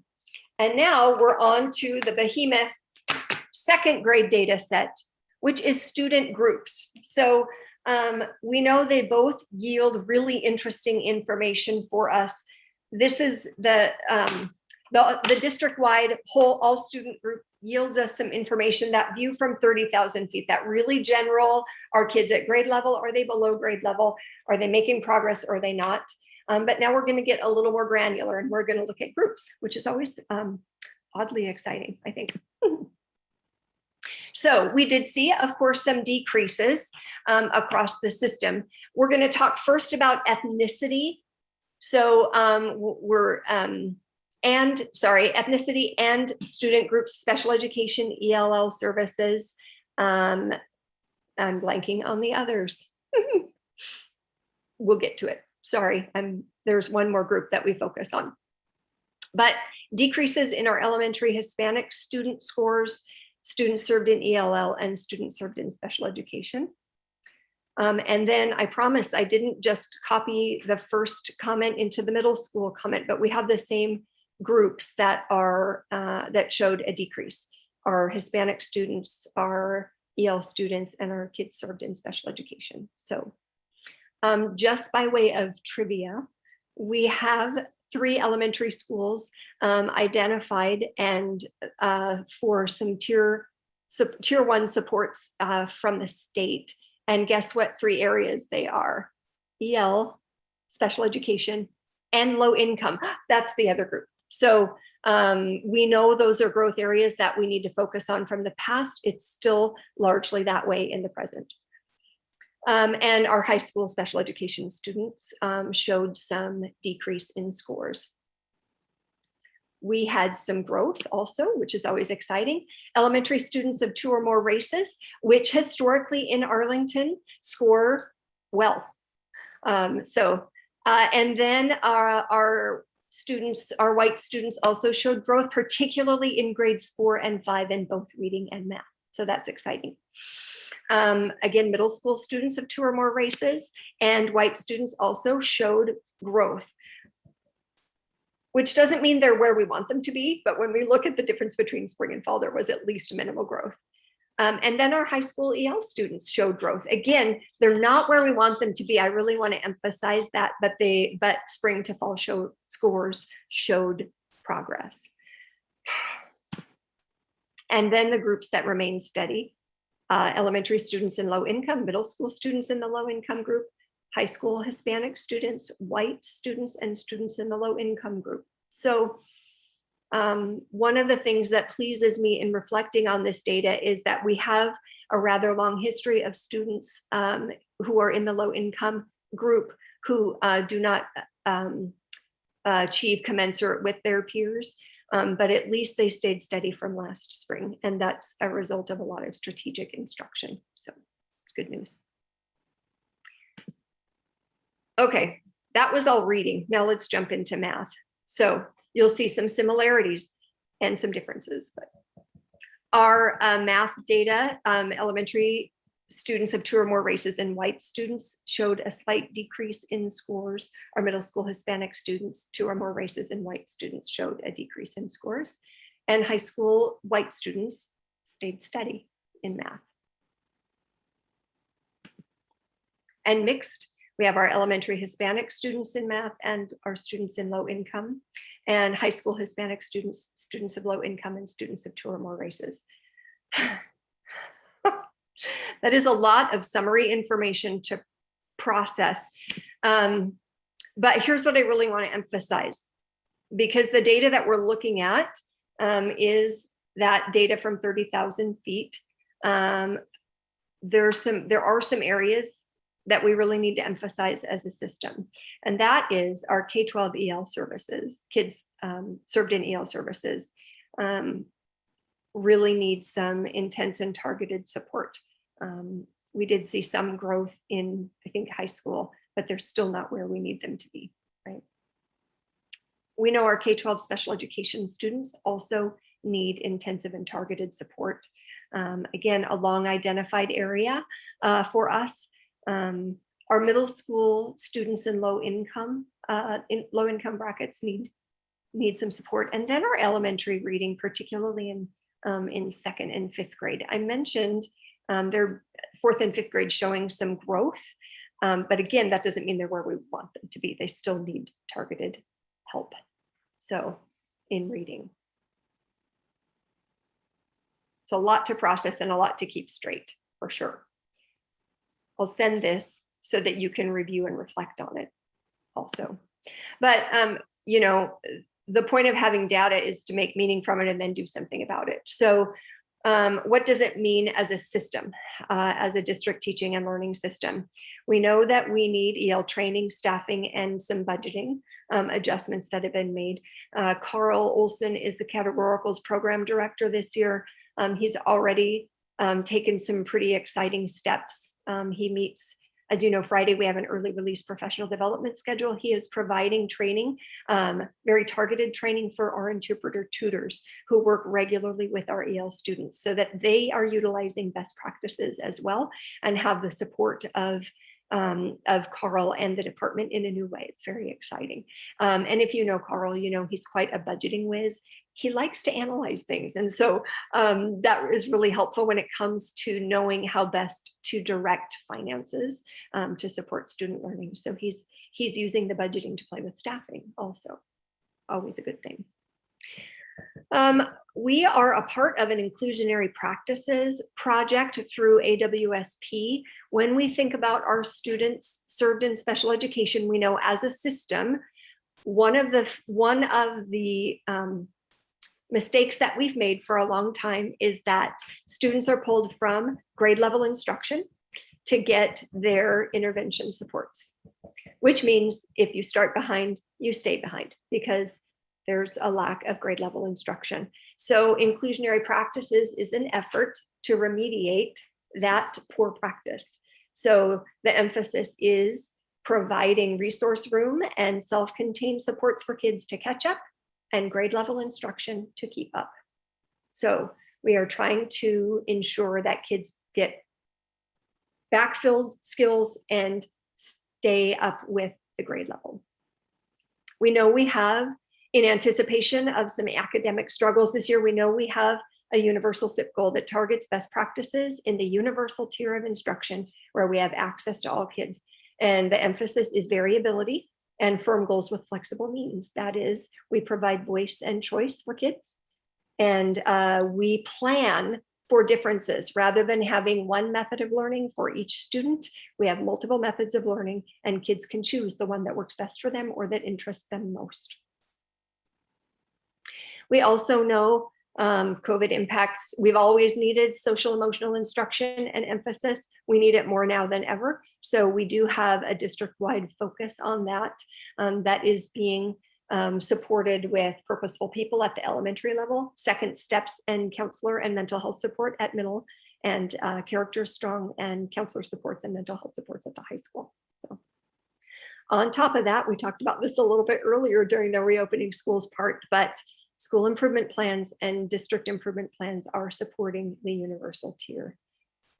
So that's our system response, but there's a building response too, right? We look at district-wide data, buildings look at building-wide data, classroom data, grade level data, and student-specific data. It gets more granular. So the decreases and the mixed results are not a surprise to us. And so even though our SIP plans that you saw last week didn't necessarily have a specific data component, we knew this was coming. So there are specific plans that are already up and running in place in the buildings to address those more specific, more granular needs. So, and I promise I will stop talking soon, sorry, but you heard about those specific components and strategies, phonics, lesson objectives and success criteria at Camp Prairie, culture building at the high school, attendance strategies at Western. You already heard about those. They really do address the specific needs expressed through data. We know buildings have their supports and intervention systems up and running. We've got title, we've got LAP, we've got EL, we've got para support, we've got small group, we've got large group. There's a lot going on in that day-to-day, moment-to-moment life that goes on in a school. An SEL emphasis also at the building level and behavior supports at the building level. When we remember that behavior is a form of communication, we know that kids are expressing a need for help, and it is our job to instruct and support kids through behaviors and not punish or consequence them out of school. So there's a real move to do everything we can to keep kids on site, on campus, and safe all at the same time so we can teach them. Last but not least, look at how many data presentations you have to look forward to. I mentioned earlier that Judy had asked for a different way to view a longer time view for both our global data and our student data. So that'll be coming up in November. You might have noticed that kindergarten data is absent from STAR and iReady. That's because kindergartners are taking the WAKIDS assessment. It's completed, due to be completed at the end of this month. So coming up very soon. We have the SBAC window going on. We have a new EL assessment screener called WIDA that has just been completed. We have STAR mid-year, we have STAR end of year, and we have spring SBAC. We will not lack for data. I promise not all of them will be this long because it has to be digestible, but that's definitely coming up around the corner. And of course, more around the corner for professional learning in those key areas that we've already talked about. So. All right, questions? So you mentioned specifically reading in elementary, specifically 2nd and 5th grade. Would you say that half of our 2nd graders are at the 1st grade level? Let me look at the Let me look at the data itself. How many of our fifth graders are also at the fourth grade level? We know going in from a research basis, if you don't leave third grade reading at the fourth grade level, you're going to have a problem. And while I love our improvement plans and everything we've got done, at the end of the day, it's a 100-year pandemic, and the solutions that we usually apply to these problems may not be the usual solutions we need, given the fact that this is unique. So I'm interested to see if there's ways that we can help everyone by taking a large group of disenfranchised students that are struggling at a lower level and give them additional support. I don't know what that looks like. I don't know if it's a dedicated second grade classroom or a dedicated fifth grade classroom that has additional reading or whatever. But at the end of the day, if half the class is at first grade, kind of hard to run second grade. And while I agreed with Dwayne last time when we talked about, yes, when you run a Spanish 2 class, the kids are really at Spanish 1, and when they get done with Spanish 2, they're really at the end of Spanish 1, and the SBAC will pick it up as a 2 or a 3.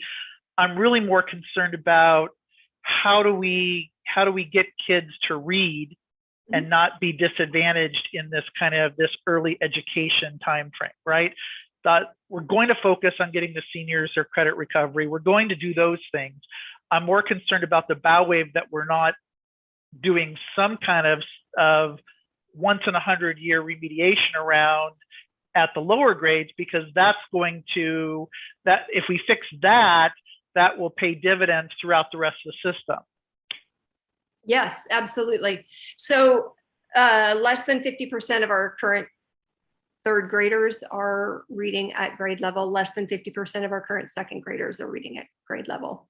Significantly less than 50% of our current fifth graders are reading at grade level. So it's worrisome. Well, worrisome. Well, yeah. Well, but not. I mean, let's put it this way: if COVID if we did all this and there was like no difference, I would go, our numbers are wrong. So at least the numbers are telling me what my gut is telling me, which is there's a problem to solve. The state's giving us more money. We're getting more resources, right? I just, from I'm really not too concerned about which assessment, this one, that one, or et cetera. I'm just more concerned about do we have some kind of out of the box thinking when you've got half the kids not at grade level, and before COVID, it was not half, right? So COVID's obviously done a number from a reading perspective with the lower grades, and I would like us to consider kind of out of the box thinking, if you will, from a 100-year pandemic and out of the box solution to try to do whatever that may be from a resource perspective. Because I don't believe what we've always done before is while those things are great in non-100-year pandemics, we may have to bring in some other things that we maybe don't usually consider in order to solve a problem this, I'll use the word horrific. Mm-hmm. Yeah. So in terms of outside of the box thinking, we want to make sure that what we do has a track record of working for kids. Research-based. Yes, absolutely. So there are some things that do make a difference.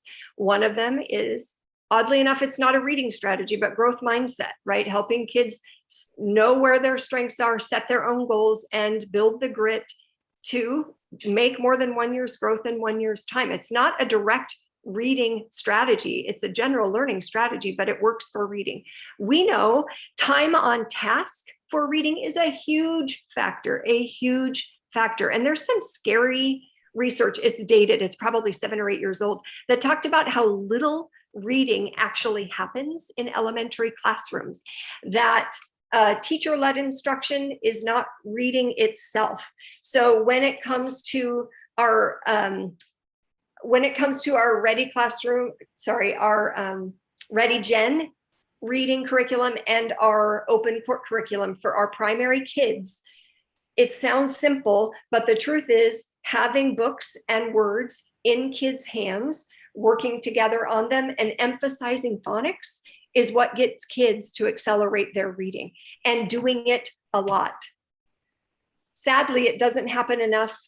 There's not enough time spent on reading itself in primary grades, and it decreases as kids move up through the grade levels. So one of the reasons we adopted CIA for our grades 3 through 5 was that, brace yourself, it had kids reading books, both under the guise and the direct reading of the teacher while kids follow along, and in independent groups that are targeted towards, you know, some that are written at a below grade level, some are at, and some are above. So why? Because kids improve reading by reading. So it's almost too simple, but the truth is there's a lot of research that says get better by reading. We're getting a lot of dollars. So like I said, I don't know where the best place is to put the dollars, but from my perspective, I think focusing on the elementary is someplace that will help us in the long term recover faster than trying to remediate the problems, at the top, right? So because I just don't see how you catch up, right? If you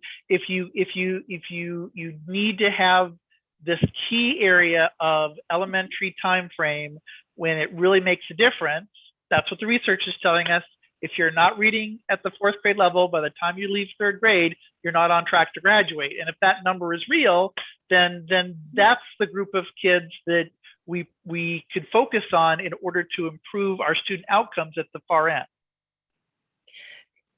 Most definitely. We have one elementary that is going to start walk to read groups, which can be seen as controversial because it could look like tracking, which we know doesn't work for kids, but done right, walk to read increases kids reading at their just right reading level, right? Oddly enough, planning for variability in reading increases reading achievement because there's some choice that's built in, there's some interest that's built in. There's also a teacher saying, what is my reading goal for today, right? What's the lesson objective? Does a kid have to read at grade level material to reach the lesson objective? Not necessarily. Not necessarily. So we can provide instruction and supports for kids in class that addresses in a planned manner the fact that we know not all kids are, some kids are going to be below grade level, some are going to be at, and some are going to be above. I'll go back to CIA and the model of that. Okay. There's also a whole lot of evidence that says teacher read alouds, again, done well, where the kids are following along and reading has a great impact on reading. And I'll say it again, elementary experiences that build language and background knowledge, right? So much of what we read is based on what we already know so that we can connect the new stuff to the old stuff. So building elementary background knowledge through experiences, language, and otherwise is how to increase reading over time. And then when you get older and get into more specific vocabulary that is subject specific, you're prepared for it. There is no magic bullet to solving this problem. So no, darn it, why not? Just so we're clear, there's no, I wish COVID hadn't happened, et cetera. But like I said, if we have limited resources, if we do have resources, my focus would be elementary. Thank you. Harriet, thank you for this. I'm just going to throw off the top of my head, and nobody needs to answer this, that without any testing at all, we could have said exactly where we're low, pretty much. We could have said that that our children with ELL are going to need support, our special ed's going to need support, and our children in poverty are going to need support. So with that said, I agree that number one thing we have to do is read, have children read. And our STAR reading program allows for that to happen.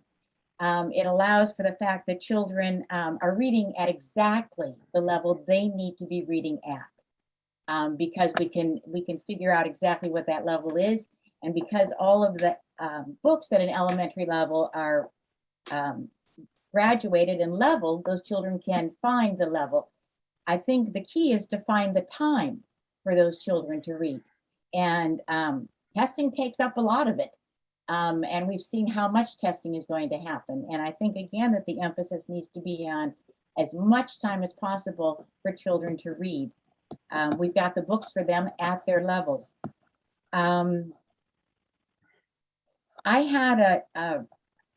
I did read about one district, and I can't remember the district, that took all of their ESSER funding and put it all at the elementary level and identified exactly which grade levels were most needy and put 2 teachers into those classrooms to support the students that were the most needy. And I thought that was an outstanding, out of the box way of figuring out how to help those kids.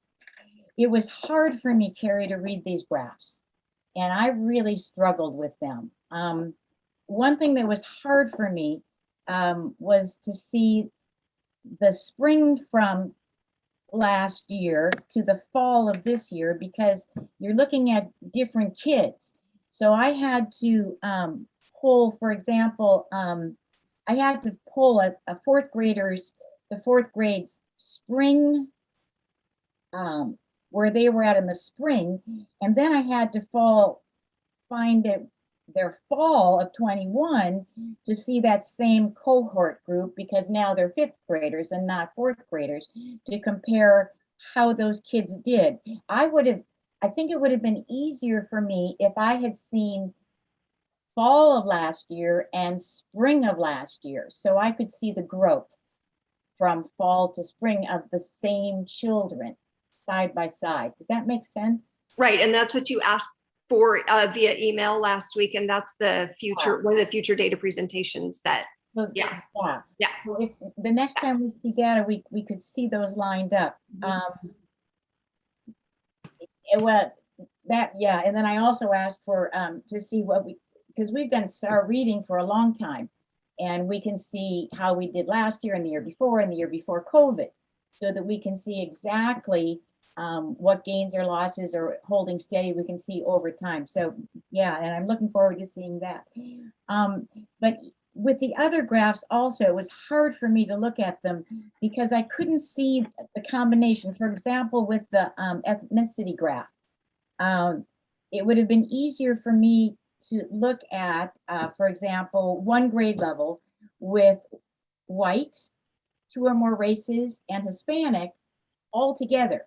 So I, for example, I could see 6th grade, level 4, that 11% were at a level 4 that were Hispanic, 11% were at level 4 at 6th grade with white, and then 17% were at level 4 with 2 or more races, so that I could see those side by side. Does that make sense, Carrie? Yes, I think that's one of the things you asked for last week as well. So that will be part of our future data presentation. You know, we play with how we present the data from time to time because I guess, Mark, can I plagiarize your phrase? There's no magic bullet for how to present data either. It highlights, the way it's presented certainly highlights different content in different ways, but we're happy to do that in a November presentation or information sharing session. Thanks. And then, yeah, that would be helpful also for the low income ELL and special ed. So you could see all of those kids at 6th grade at one level to see how they compare. Got it. Okay. And then my other question was, what % of our Hispanic ELL population K through 12 took the STAR reading test in Spanish? I would have to go find that information, Judy. Anybody who, any student who lists on their home language survey Spanish as their home language has the option to take it, but I'm not sure what the actual number is. Okay, because that might help us also in terms of where needs are most. If we had some data in terms of are they struggling only in English or in their native, home language also. So that might be helpful also. But I agree with Mark that, yeah, our kiddos that aren't at grade level at second and at fifth are the areas that we've really got to focus in on and emphasize reading. And I know that reading at your own level as much as possible increases that learning more than anything, more than trying to, read at a CIA level, even though, you're following along with someone reading with you. It's that reading time. And I guess our jobs are to find out how to increase that. How can we give more just time for kids to read at their own level during class? Yeah, it's always a struggle trying to find time. I understand that. So thank you for this solid report, and thank you for the reports that we'll see later on in November also. Yeah, and I wanted to make a statement that, thinking of the way last year, we were in the almost remote learning for a majority of the time, all last year. So seeing the areas that we have needs in, the areas that we had growth in, and the areas that we stayed steady, that's it's good information. And we have I want us to make sure that we understand that the students are more than the data, and that we also have some survey data that we took from both students and staff and parents saying, where are my areas of need? And so it would be good, I think, Carrie, on November 22nd, when we bring back this, is just to highlight what did back again from that survey, where did the students say they needed help? Where did the parents say, and it's just, I know that there'll be certain content areas that will stand out as well. So just keep in mind, it's more than just the test scores of where the students need the help. They identify it, and it's true, even without a test, they know. Thank you, Carrie.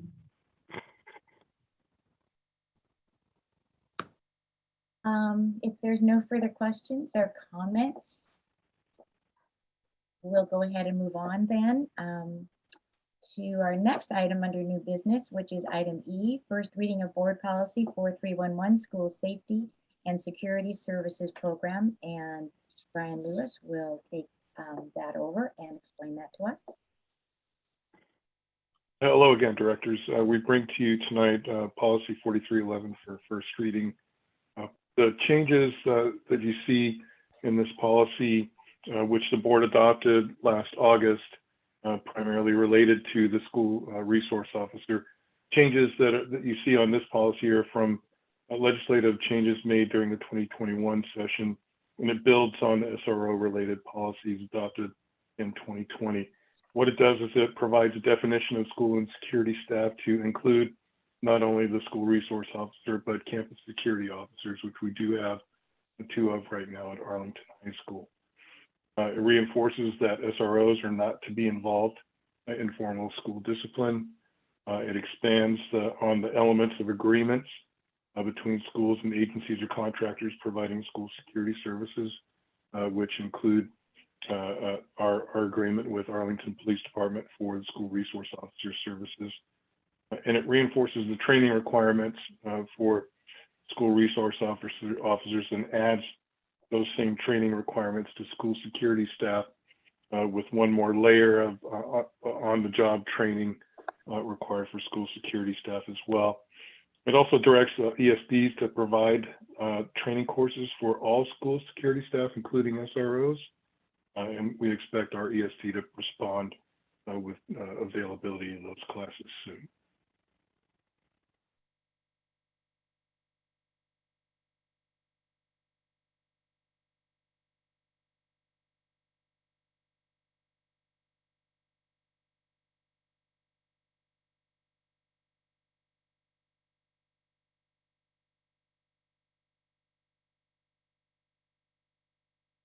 Brian, are you done? Yes, ma'am. All right. All right. Sorry. No, I'm good. I'm good. Any questions, any thoughts? Any comments? We're good. Okay. Thank you. Thank you. Then we'll move right on to item F. Second reading and adoption of Board Policy 2108, Learning Assistant Program. And Carl Olson will help us understand that. Good evening. Yes, I will help you understand it. You guys already understand it. Carl Olson, Director of Categorical Programs, here for the second reading. I know last meeting we discussed some about the ongoing needs assessment and otherwise made no recommendations or changes for this. So I am here for your second reading. Should you have any questions or comments? Doesn't look like we do, so that's excellent. That's because you explained it so well last time to all of us. So at this moment, could I have a motion to approve the adoption of Board Policy 2108, Learning Assistance Program? I'll make a motion that we adopt the second reading and adoption of the Board Policy 2108 Learning Assistance Program. I'll second. Thank you. It's been motioned seconded to adopt Board Policy 2108 Learning Assistant Program. Madam Secretary, could you call for roll? Director Kelly? Aye. President Fay? Aye. Director Levesque? Aye. Director Rawson? Aye. Thank you. With that, we're going to move out of new business and go to informational items, and we'll begin with Dr. Sweeting with the superintendent's report. Good evening again. The first thing that I wanted to acknowledge is that we received notice last week that our board is been selected again as a board of distinction. And this is the WASDA organization. They review an application from boards that submit their application. And we were, the evidence that we submitted was, it was approved that it was exemplary, and it was in the areas of ongoing professional development.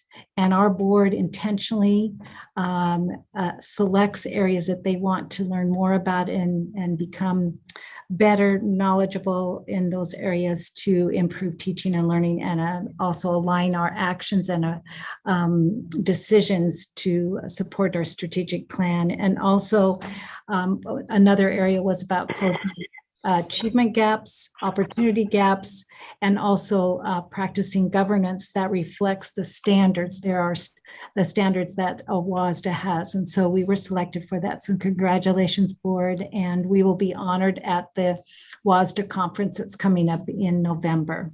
That was number one. We did last week and over the weekend, there were the Arlington High School homecoming activities and game and parade and night at the Vegas night. And so I just am very grateful that it was successful and it was safely done.